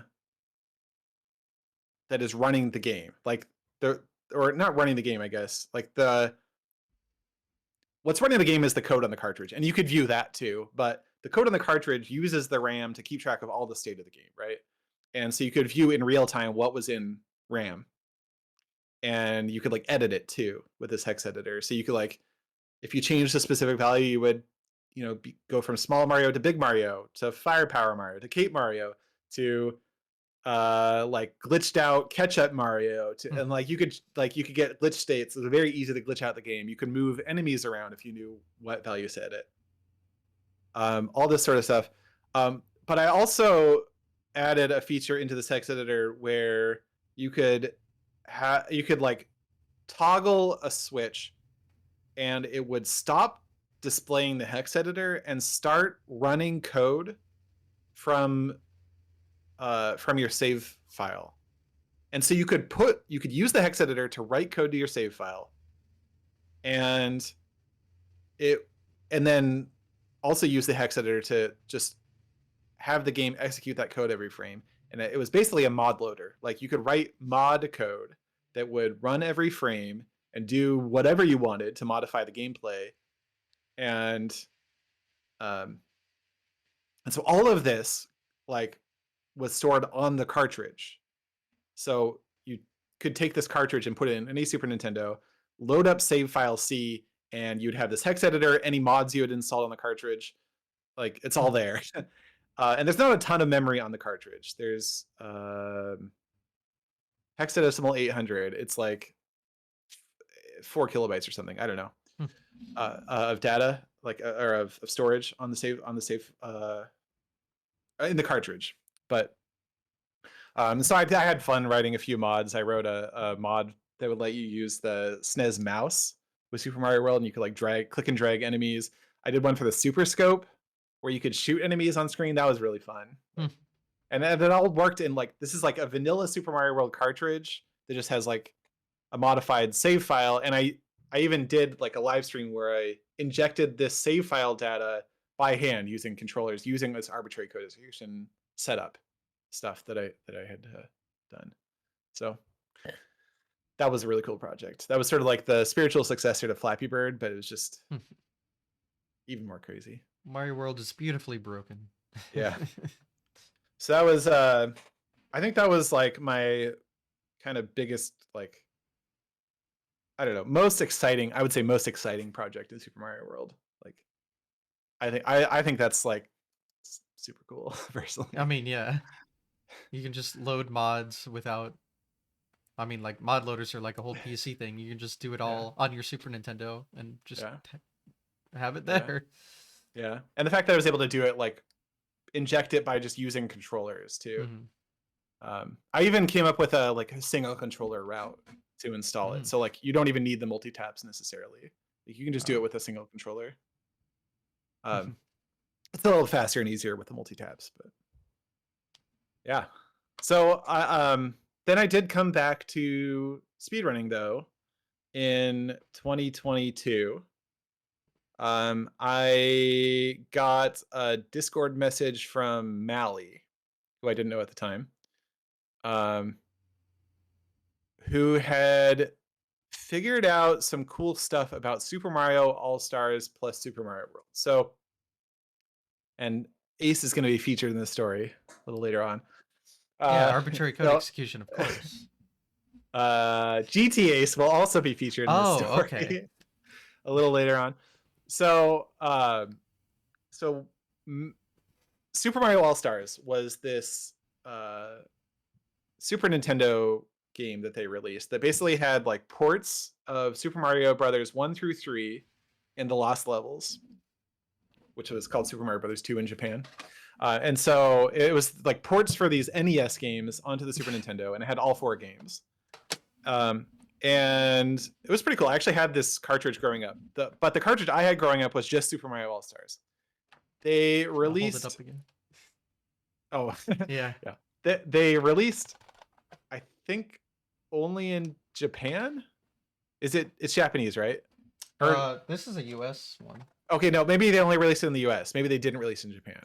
Yeah. So they only released it in one locale. Anyway, this Super Mario All-Stars plus Super Mario World cartridge, which had those 4 ports, plus it just had basically the unaltered Mario code for Super Mario World too. Except the Luigi sprite was different. There were a few other subtle differences. Yeah. But for the most part, it's almost an exact reproduction of the code. And um, but it does, for technical reasons, behave a little bit differently, like when you're trying to do arbitrary code execution. Hmm. But Mally came to me and said that they found this potentially very like exploitable glitch in Super Mario Brothers 3 on this cartridge, where if you could edit the save file for Super Mario Brothers 3, you could create something very similar to what I had done a few years before in Super Mario World. This jailbreak. You could essentially jailbreak Super Mario Brothers 3 uh, on this console, on Super Mario on this game on Super Mario All Stars plus Super Mario World. You could set up an basically if you set the first item in your item bar. So your item bar is this persistent like list of things you've collected, items you've collected that you can use. Their power ups. Normally it's like mushrooms and stars and leaves. But if you set like the first item to a glitched power up, then you use that item, it will start executing code from the part of RAM that stores the second item in the item bar. Hmm. So all of like the data in the item bar after the first item would get executed as code. And so if you could set a few bytes of data, you could make this jailbreak where you just load up SMB3, use this glitched item, and uh, and you would run arbitrary code that's persistent. It's stored on the cartridge, which is pretty cool. So immediately, like I latched onto this. This like I was familiar with the power of what you could do with something like this, right? So we roped in Mr. Cheese and we got to work figuring out how to exploit this. Um, Initially, we just did some uh, basically some code that would um, launch into one other game and allow you to beat it very quickly. So actually, I think the first thing we did was did a credit swap for SMB3. Yeah. So the first thing we did was a credit swap for SMB3, which is very simple. It's just a few bytes of code. I think 3 bytes of code. Hmm. So we basically I did a run, which was the first credit swap in SMB3 on this cartridge, Super Mario All Stars plus Super Mario World. Because, like you were saying, the pipe glitch in SMB3 does not work. That's Oh how yeah, you would normally, especially on All Stars. It just no, yeah, you can't. right. That's how you would like in on NES. That's how you would warp to credits, but it Mhm. doesn't work the same on All Stars. I don't think So you can do the pipe clip at all on yeah, that version. I'm not sure, but I just know it doesn't I'm not work. sure either, but yeah. Um, so we use this to do the first credits warp on this cartridge, which technically was I think it was the any percent world record for the cartridge, and is I guess I don't Hmm. know.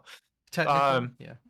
but it's kind of weird because it involves the way we did it, the way we corrupted the data in the SMB3 save file is to load up Super Mario World and like do arbitrary code execution to corrupt the SMB3 save file in just the right way.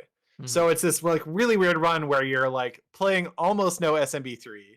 You're just basically like making a new SMB3 save file, saving and quitting, going over to Super Mario World, doing a bunch of glitching, and then going back to SMB3 and like triggering the credits work.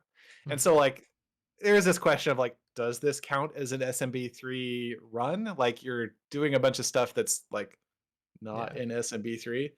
And I think it's a fine philosophical question that I have no particular desire to answer. I don't care if they consider it a legitimate run.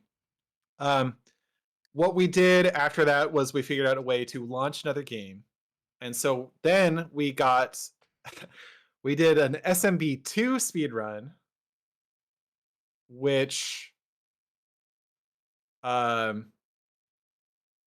involved, creating a new save file in SMB2, creating a new save file in SMB3, loading SMW, corrupting the SMB3 save file, loading SMB3, executing the ace in SMB3 to launch into the very end of SMB2, and and then uh, and then beat SMB2. And all of this happened faster, I believe, than the world record time for SMB2.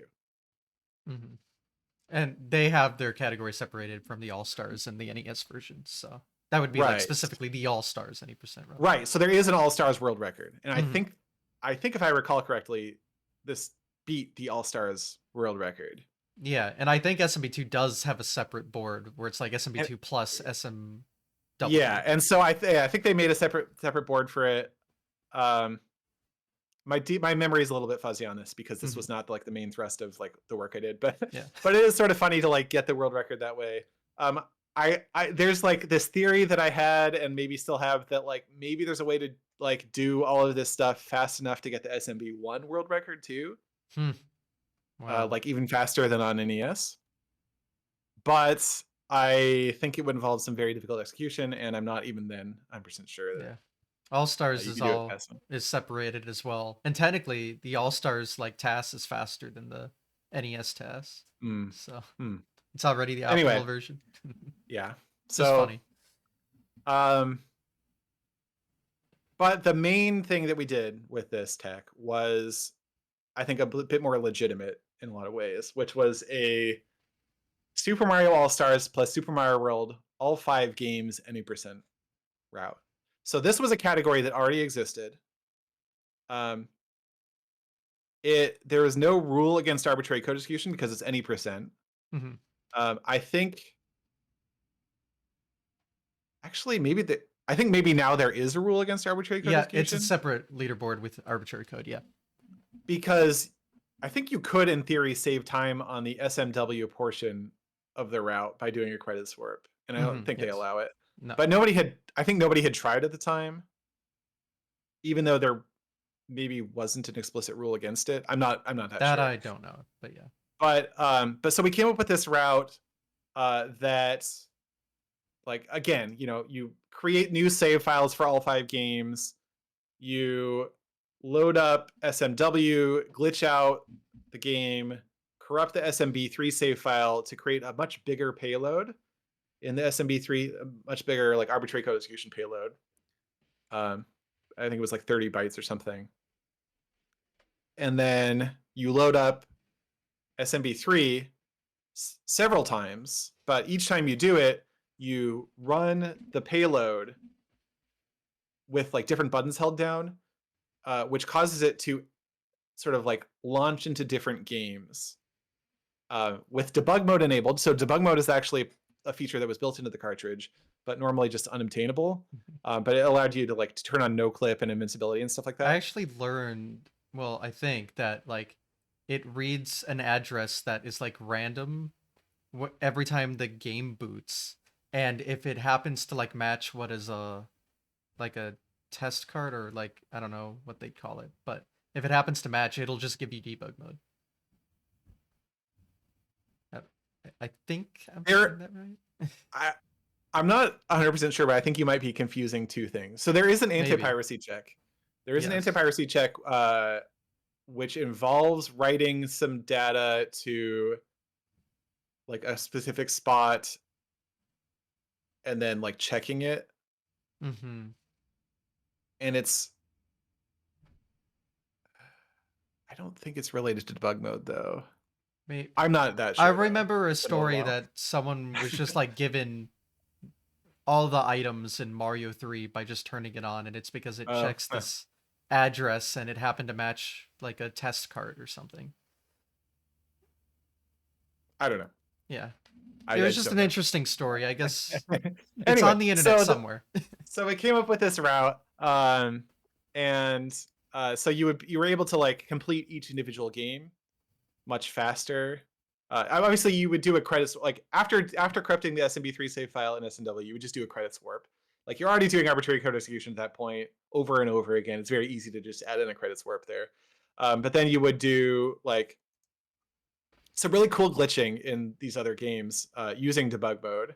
Um, like each of the games had their own like fun little glitch that you got to exploit. Actually, one of them we discovered very shortly before the SGDQ run that I did of this, which is where GTA's comes in. in a moment. Um, but there's this like glitch in SMB1 and the lost levels. There's, I don't even know if it's really a glitch. It's kind of a glitch, but it's like unintended behavior where if you get Mario to a specific like Y coordinate, you can skip loop objects Mhm, in like castle levels. These loop objects normally like force you to go through pipes, or else the game will just like loop back around to earlier in the level. mhm. But if you get to a specific Y coordinate, you can just fly through the level, and it's like much faster than using all these pipe You skipped the whole transitions. water section. It's great. Yeah, yeah. And that was discovered very late in the like life cycle of this this run. Mhm. Um, and then SMB2 also has some fun glitching where you're like, you can kill the final boss with star power, but not until you've hit him with a veggie. Hmm. Anyway, Yeah. so and then like that you can soft lock the game very easily there too, because you can get like the basically the game creates the door that lets you actually finish the game when the music cycle ends. But if you have the wrong music playing, it'll loop forever. Anyway, Oh no. so and then so this route like would launch into these other games, allow you to beat them quickly, but not like with like a credits warp. And then there's a final credits warp in SMB3, which is very easy to execute. So we actually got the time for this all 5 games run down under 9 minutes. Um, and um,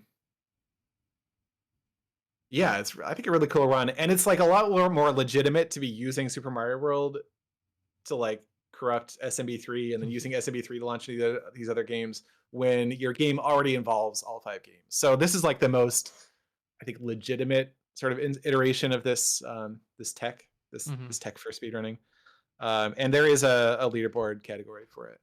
Yep. Um, and so yeah, so I submitted this to SUDQ 22.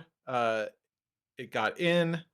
Um, And so I submitted with IsoFreeze with the plan that IsoFreeze would sort of like part of the run involves holding down different sets of buttons on the second controller while also doing things on the main controller. And I am actually capable of doing that.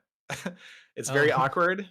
But like when I was doing practice runs at home, that's how I did it. Is I would like Yeah. hold down sets of buttons on one controller while like also pressing buttons on the first controller to like collect the mushroom.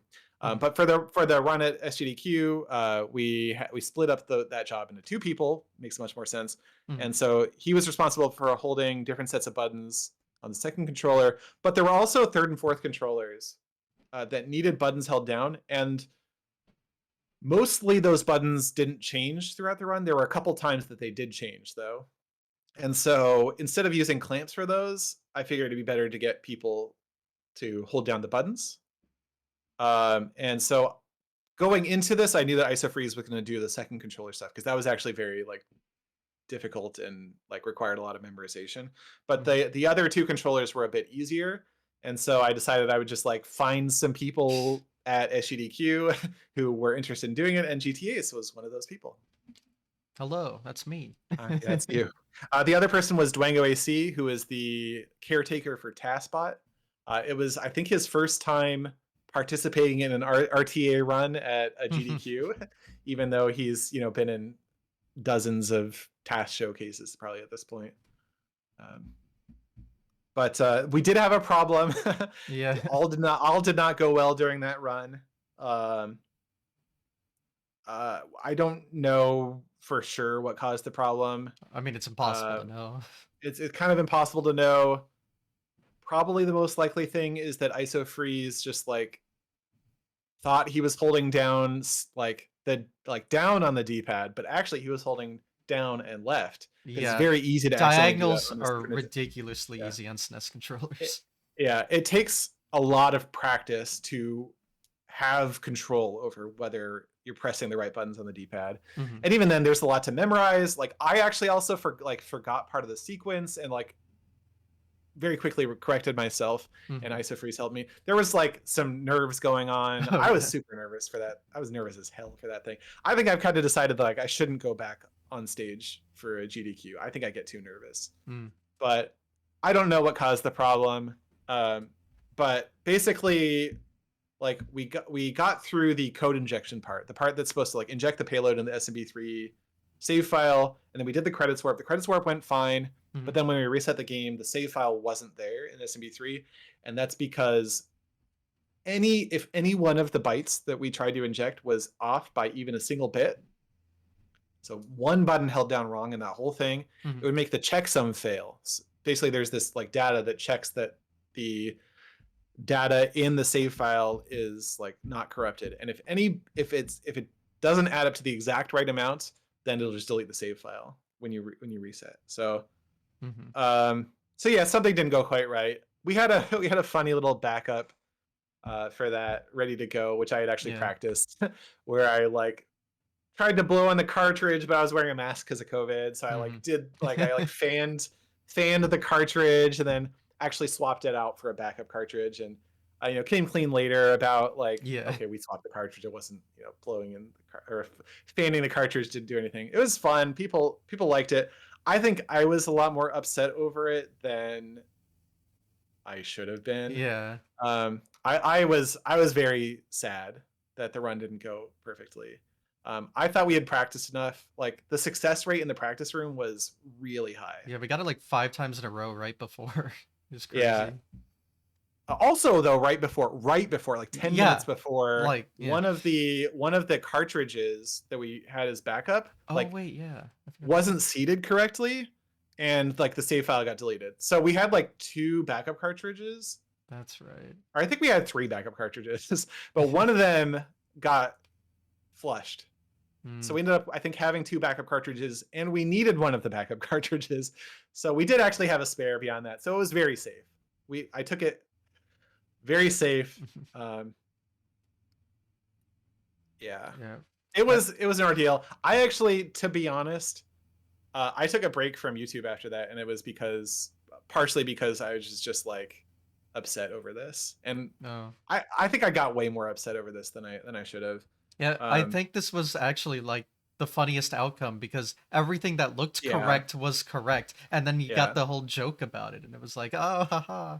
I think so too, and I didn't see it from that lens at the time. Yeah.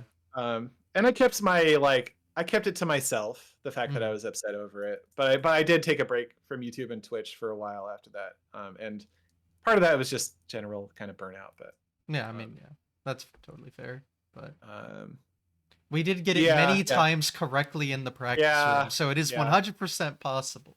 Like our success rate was like 95% or something. It was crazy. Really good. Yeah. I will say the controller inputs I had to hold during the whole like dropping mushroom part. Ow. Ow. Well, just holding any particular set, like, they were not like.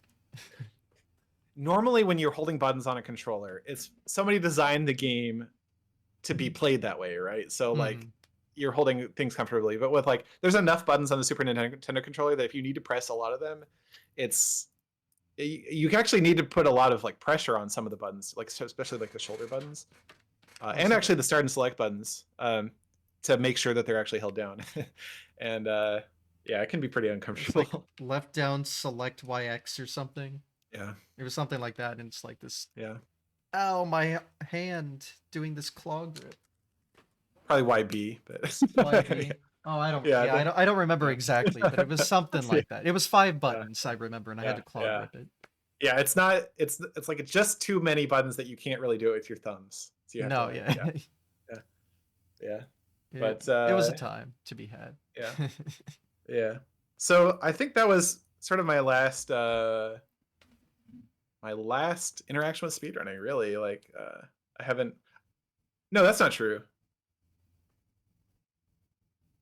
Wait, was this before or after? No, I guess it was. I had done some Minecraft speedrunning prior. You play Minecraft? Yeah, play Minecraft. I had done some Minecraft speedrunning. I never really got that good at it. But I did some random seed glitchless, which was very popular at the time. It was like there was this big dream controversy, and I was actually speedrunning during that, and I got a lot of questions about my thoughts about that. I'm so sorry. That's fine. I thought it was. I mean, it's an interesting topic. I don't mind. Like, I don't know. If you're a streamer, like you can't like be shy to talk about stuff. I don't know. I thought it was an interesting topic. I didn't mind talking about it. I guess fair enough. trying to remember that whole SGDQ thing. It was very. I thought I was never gonna be able. I thought I was never gonna get on stage back then, so I was like, "Oh, I finally get to be on stage, yay!" Yeah, And then I get in like the yeah, next three GDQs. It's like, "Oh, never yeah. mind." But There's a lot of competition. Like, there's just a lot of people in speedrunning these days, and yeah, it's hard to know like what the criteria are that they're looking for. yeah. Even But yeah, for, that was really cool, and yeah, I know it didn't work, but like the whole like uh, what's the word I'm looking for? But like entertainment factor was like Mhm. as perfect as it could have been, I think.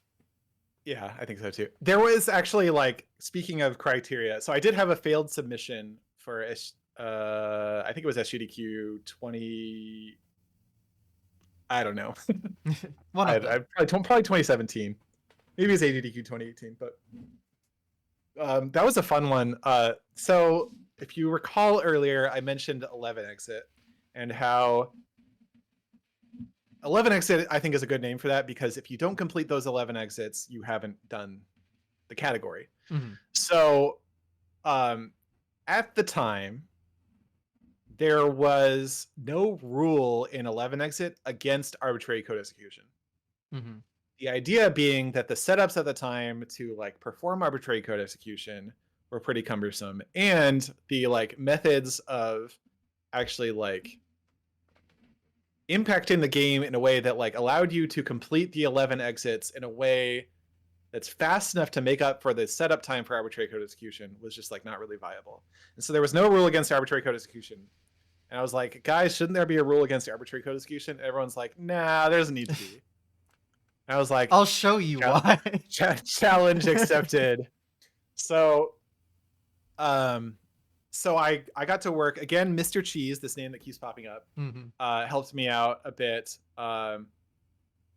And we put together an 11 exit arbitrary code execution run that did one of these like repeated like code injections. It created a larger payload, which was like a little miniature cheat engine.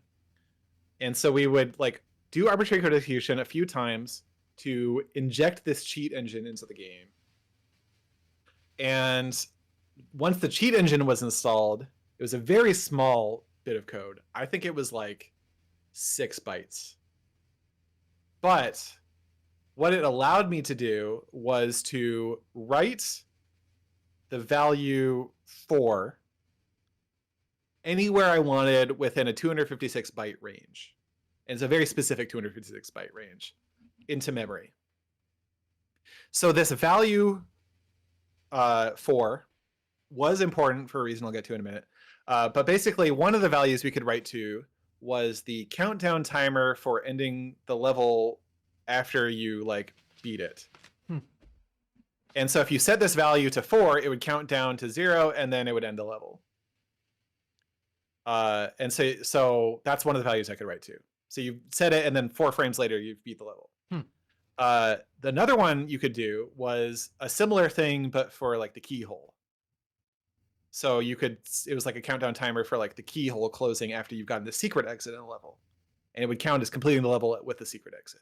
Because after that animation plays, it runs code, you know, that processes beating the secret exit. And then the for a map level. does the correct pathing and everything. Yeah, it does the correct pathing. So with those two things alone, you could very quickly just beat levels, either normal exit or secret exit, to get to Bowser's Castle. So that alone saved a ton of time. There was another byte in that 256 byte range that ended up being pretty useful, which like I think it was like the iframe timer. So you could set it to 4, which would make Mario perpetually. You set it to 4 every frame by holding certain buttons, which would make Mario perpetually like invincible, because the iframe timer is at 4. It's non-zero, and it would also make him invisible. Oh. So that ended up being useful because you could just like run across some spikes in Bowser's Castle. And then there was another one in that 256 byte range. There was this like great set of coincidences that would like change the vertical offset for spikes. So there's, in part of Bowser's Castle, there's these spikes that like come down on you and like try and crush you, crush your spikes.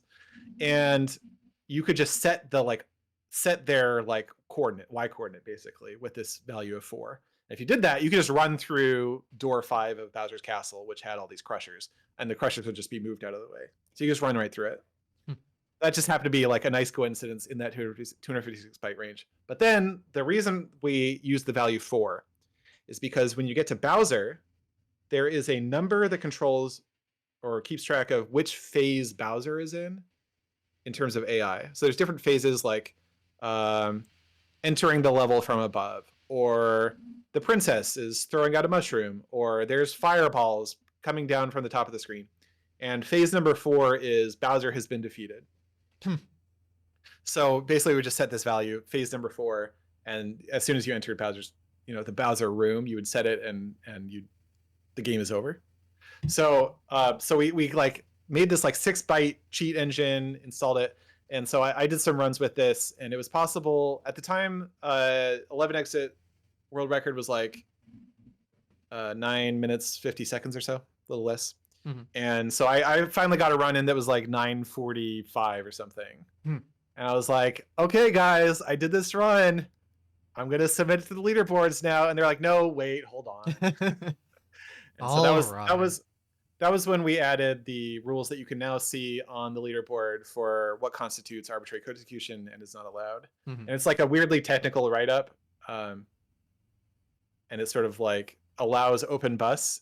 It has to be kind of technical because of that issue with open bus that we were talking about earlier. Yeah, the cloud technically. Yeah, Task Videos considers cloud to be like, because it runs code from open bus, it considers cloud to be arbitrary code execution. Mm-hmm. But for the RTA community, we really don't want that. Mm-hmm. And so that's where basically I wrote the current rules for that during that run. But then I submitted this run as a race to one of the GDQs. I was going to race against the world record for 11 exit, the world record holder for 11 exit at the time. Oh, so one ace, one non. Right, that's exactly. Really cool, actually. Yeah, right. I think it was really entertaining run because like you see like one person going through the game normally and the other person just like sitting there in Yoshi's Island 2 doing all this weird stuff. And if you ever get bored of like watching whatever's going on in Yoshi's Island 2, you can watch, world record runner like speedrun the game and like competently. And but then at the once the cheat engine's done, you get to like speed everything, like blast through the game, and then like even if you're behind, even if the other person's already in the Bowser fight, you can just like skip the whole Bowser fight. And I think it's a really fun idea for a race, but like I submitted it and got rejected, no feedback. Yeah, I mean that's how it goes. I personally think that the reason why is because I used the words cheat engine in my submission video. Oh, I should have used like ace payload or something. Yeah, I mean it is kind of like it. I think that's like the easiest way to understand it is like a miniature cheat engine. But I don't know how they did like submission reviews back then, but I feel like especially nowadays they would look at the video and be like, oh, no, it's like this. Yeah, I don't know. Like I even like followed up and tried to ask for like specific feedback, and I didn't get any. Like, no. So who knows? Yeah, I mean, that I thought it was fun though. Like late 2010s GDQ was a little interesting, but it's a lot better now, I think. So yeah, they like they're letting you in all the time.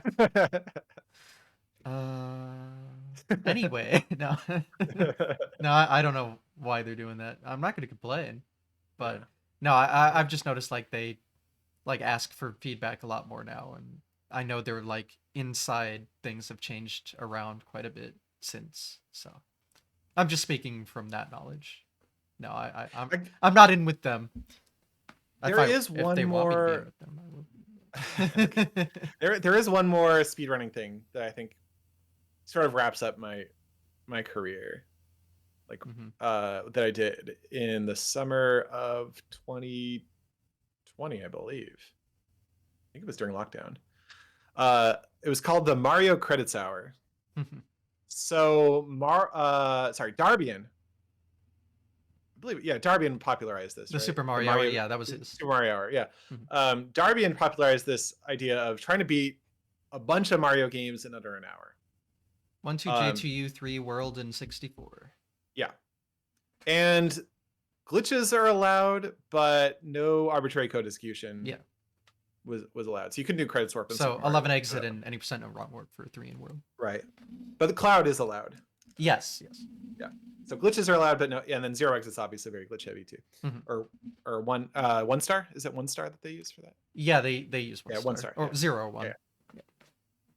Anyway, Yeah. glitches are allowed. So my idea was like, how many games could we fit in though if we allowed arbitrary code execution?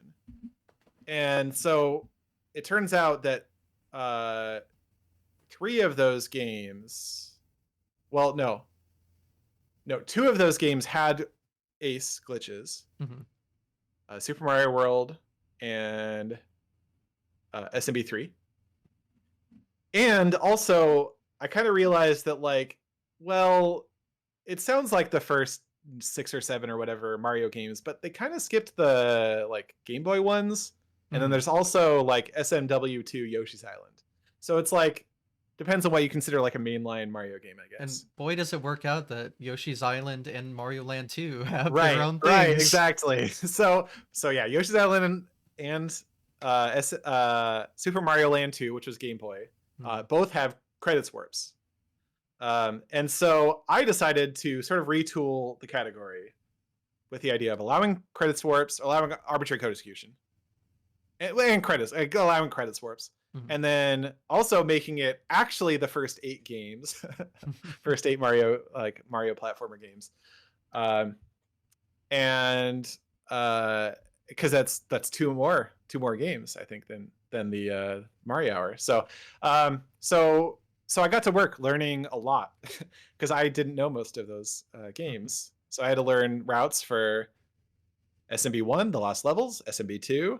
I had to learn the credits warp in Super Mario World 2 Yoshi's Island, which is pretty tricky to learn. There is some newbie-friendly stuff, but I actually ended up inventing a lot of newbie-friendly routing in order to do that one. Super Mario Land 1, Super Mario Land 2, which has a cool credits warp that's actually pretty... It's not insanely hard to do. Yeah, that one's super interesting. It is very interesting. Yeah. It's probably my favorite just from like a visual perspective. You're like seeing the code in the game. It's very wild. Yeah. And it's not that hard to learn, but there are some very tricky parts to learning it. Yeah, it's a mess. But there's like some pretty good tutorials nowadays. And so anyway, I learned like almost all of those games so that I could do this thing. And so I broke it up. Like I basically learned each game individually, did some runs for each game, submitted them to speedrun.com. Then I broke it up. And then I broke it up into, well, then I made like a little subcategory, which is called the, it's a really stupid name, Mar15 Minute Challenge. It's great. What do you mean? But this was just the 4 games in this category that I had made up that had credits warps. And I tried to do all 4 of those games in under 15 minutes.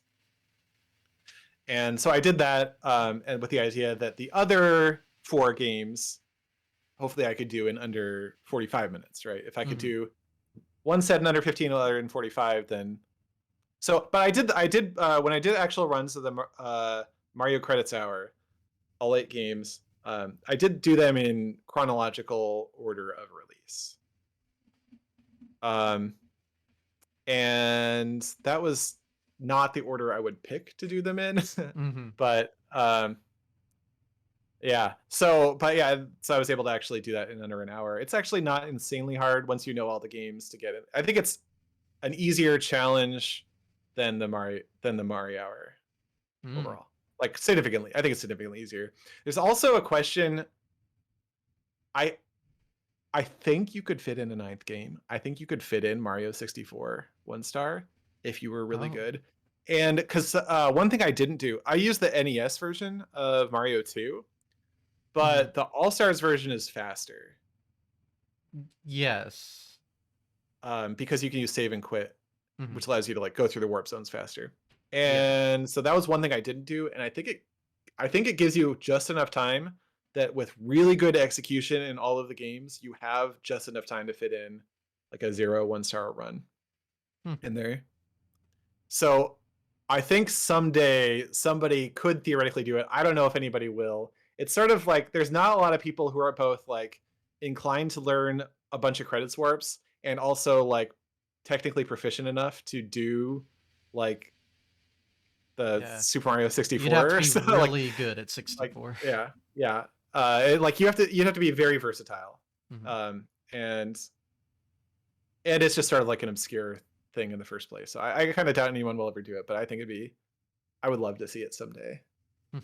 That would be interesting and ridiculous. So yeah, that's pretty much it. That's pretty much I think my most of my speedrunning career. I'll sort of summed up. Some little non speedrunning things in there too, little anecdotes and Yeah. yeah. Well, got any future speedrunning plans, possibly? I don't have anything like in mind, but Yeah. I guess I've found that I always end up coming back to it. So Good to hear. probably, but I don't have anything like specific. All right. Um, I do remember you scared everyone with the I'm gonna delete my channel thing.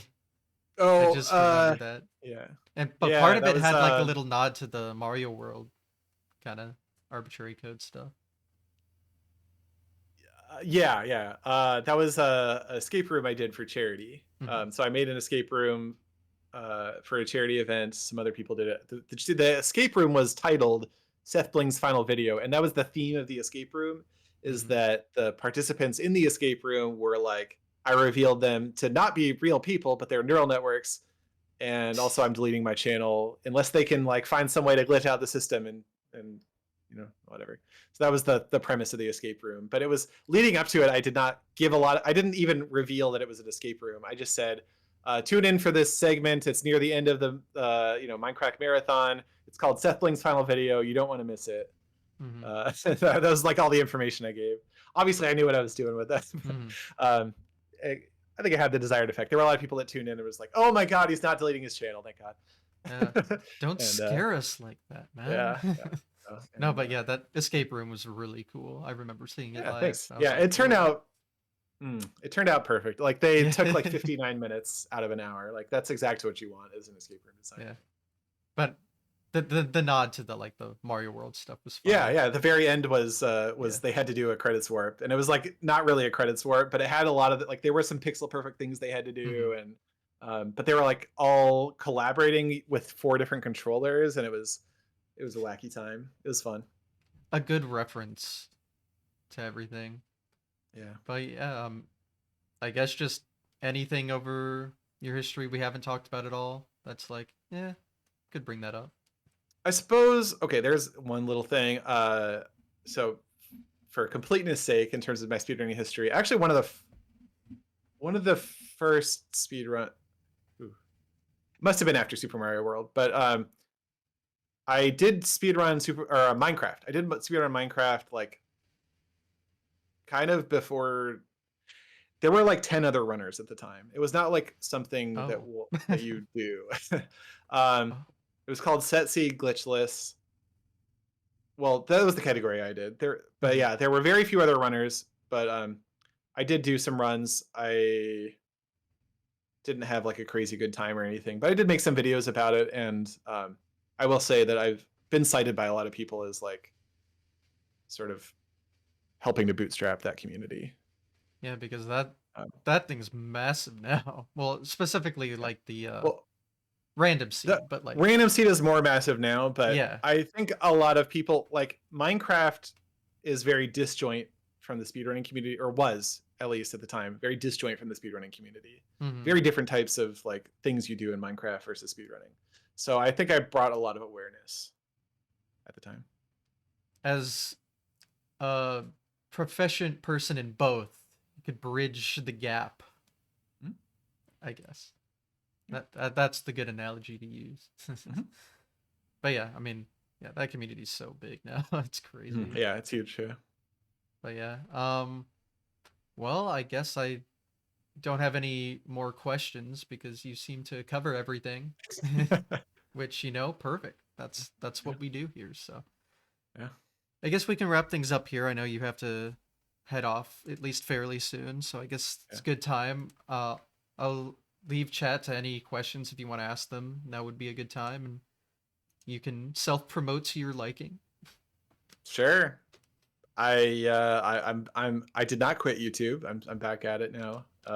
Yes. YouTube.com/SethBling. I've been doing Minecraft recently. I wrote a physics engine. I like read a textbook on how to write a physics engine, and then I did it. Okay. And I did it in a, like one of the most difficult ways you can do it, which is as a Minecraft data pack, which is the way I describe that Minecraft data packs is they're in some ways more powerful than assembly and in some ways less powerful than assembly. So Mhm. it is very it's not easy to do it that way. And I've been doing some more work with physics engines lately, where I figured out how to like mod Minecraft to import like a real physics engine in Java. So that one's a bit more like robust and performant and stuff. But so I've been playing around with what you can do with a physics engine in Minecraft. Sort Mhm. of think like Half-Life 2 or Unreal, like objects having like real collisions and rolling around and um, yeah. Yeah, I mean, I mentioned it at the start, but there was a time I was pretty big into Rocket League, and it's what is Oh it? yeah, I made yeah, Blocket Blocket League. League. Yeah, yeah, So, Blocket League. It was Rocket League, but everything's a block, and then I added spheres to it. So it's Rocket League, but everything's a block, but everything's a sphere. oh, okay. That's not confusing at all. Perfect. Yeah, yeah, exactly. But yeah, Yeah, definitely some cool Minecraft things you do. So, I yeah. mean, Thank you. that is what you're known for. So it's funny to talk about everything but that. But then again, I am Yeah. not very proficient in the Minecraft side of I mean, things. I love talking about like I don't do things that I'm not like interested in talking about. Pretty like I Mhm. don't if I put it publicly, like it's stuff I'm excited about. So No, yeah, no, I love talking about speedrunning. yeah. I mean, yeah, there's always plenty to talk about in speedrunning, which is funny. I just know like your audience is mainly a Minecraft audience, but I know you from speedrunning, and it's just funny to again have a talk and not talk about that, I guess, because I'm sure you've been asked to do stuff before, and it's always Minecraft related. Most of the time. Yeah. Eh. Eh. I think you might be surprised at what portion of my viewership has really like adopted the speedrunning stuff or just came like that's their primary reason they're interested in me is You know what? speedrunning stuff. Hell yeah, then. I hope I'm wrong because let's go. Speedrunning's sick. But I mean, yeah, again, the overlap's fine though. It all works out. I mean, Minecraft and speedrunning are popular together as well, so I guess it all works out. But yeah, Yeah. I mean, if you're happy with our discussion, I'm happy. We could end things I'm off happy with here. our discussion. Yeah. Fantastic. All right. Thanks for Well, having me. yeah, thanks for being on. Good episode as always. Never had a bad one, but Oh wow. still, yeah. Well, all speedrunners are Perfect cool. record. Yeah. Yeah, perfect All right. record. Nice. Let's go. Uh, hopefully to keep the streak going in the future. So. But yeah, Sweet. Yeah. I'll just leave things off by saying thanks for watching, everyone. All links to everyone in the YouTube description or on stream right now. And yeah, that's really about it. So take care. Have a good one. See you next time. All right. See ya. Bye. Bye.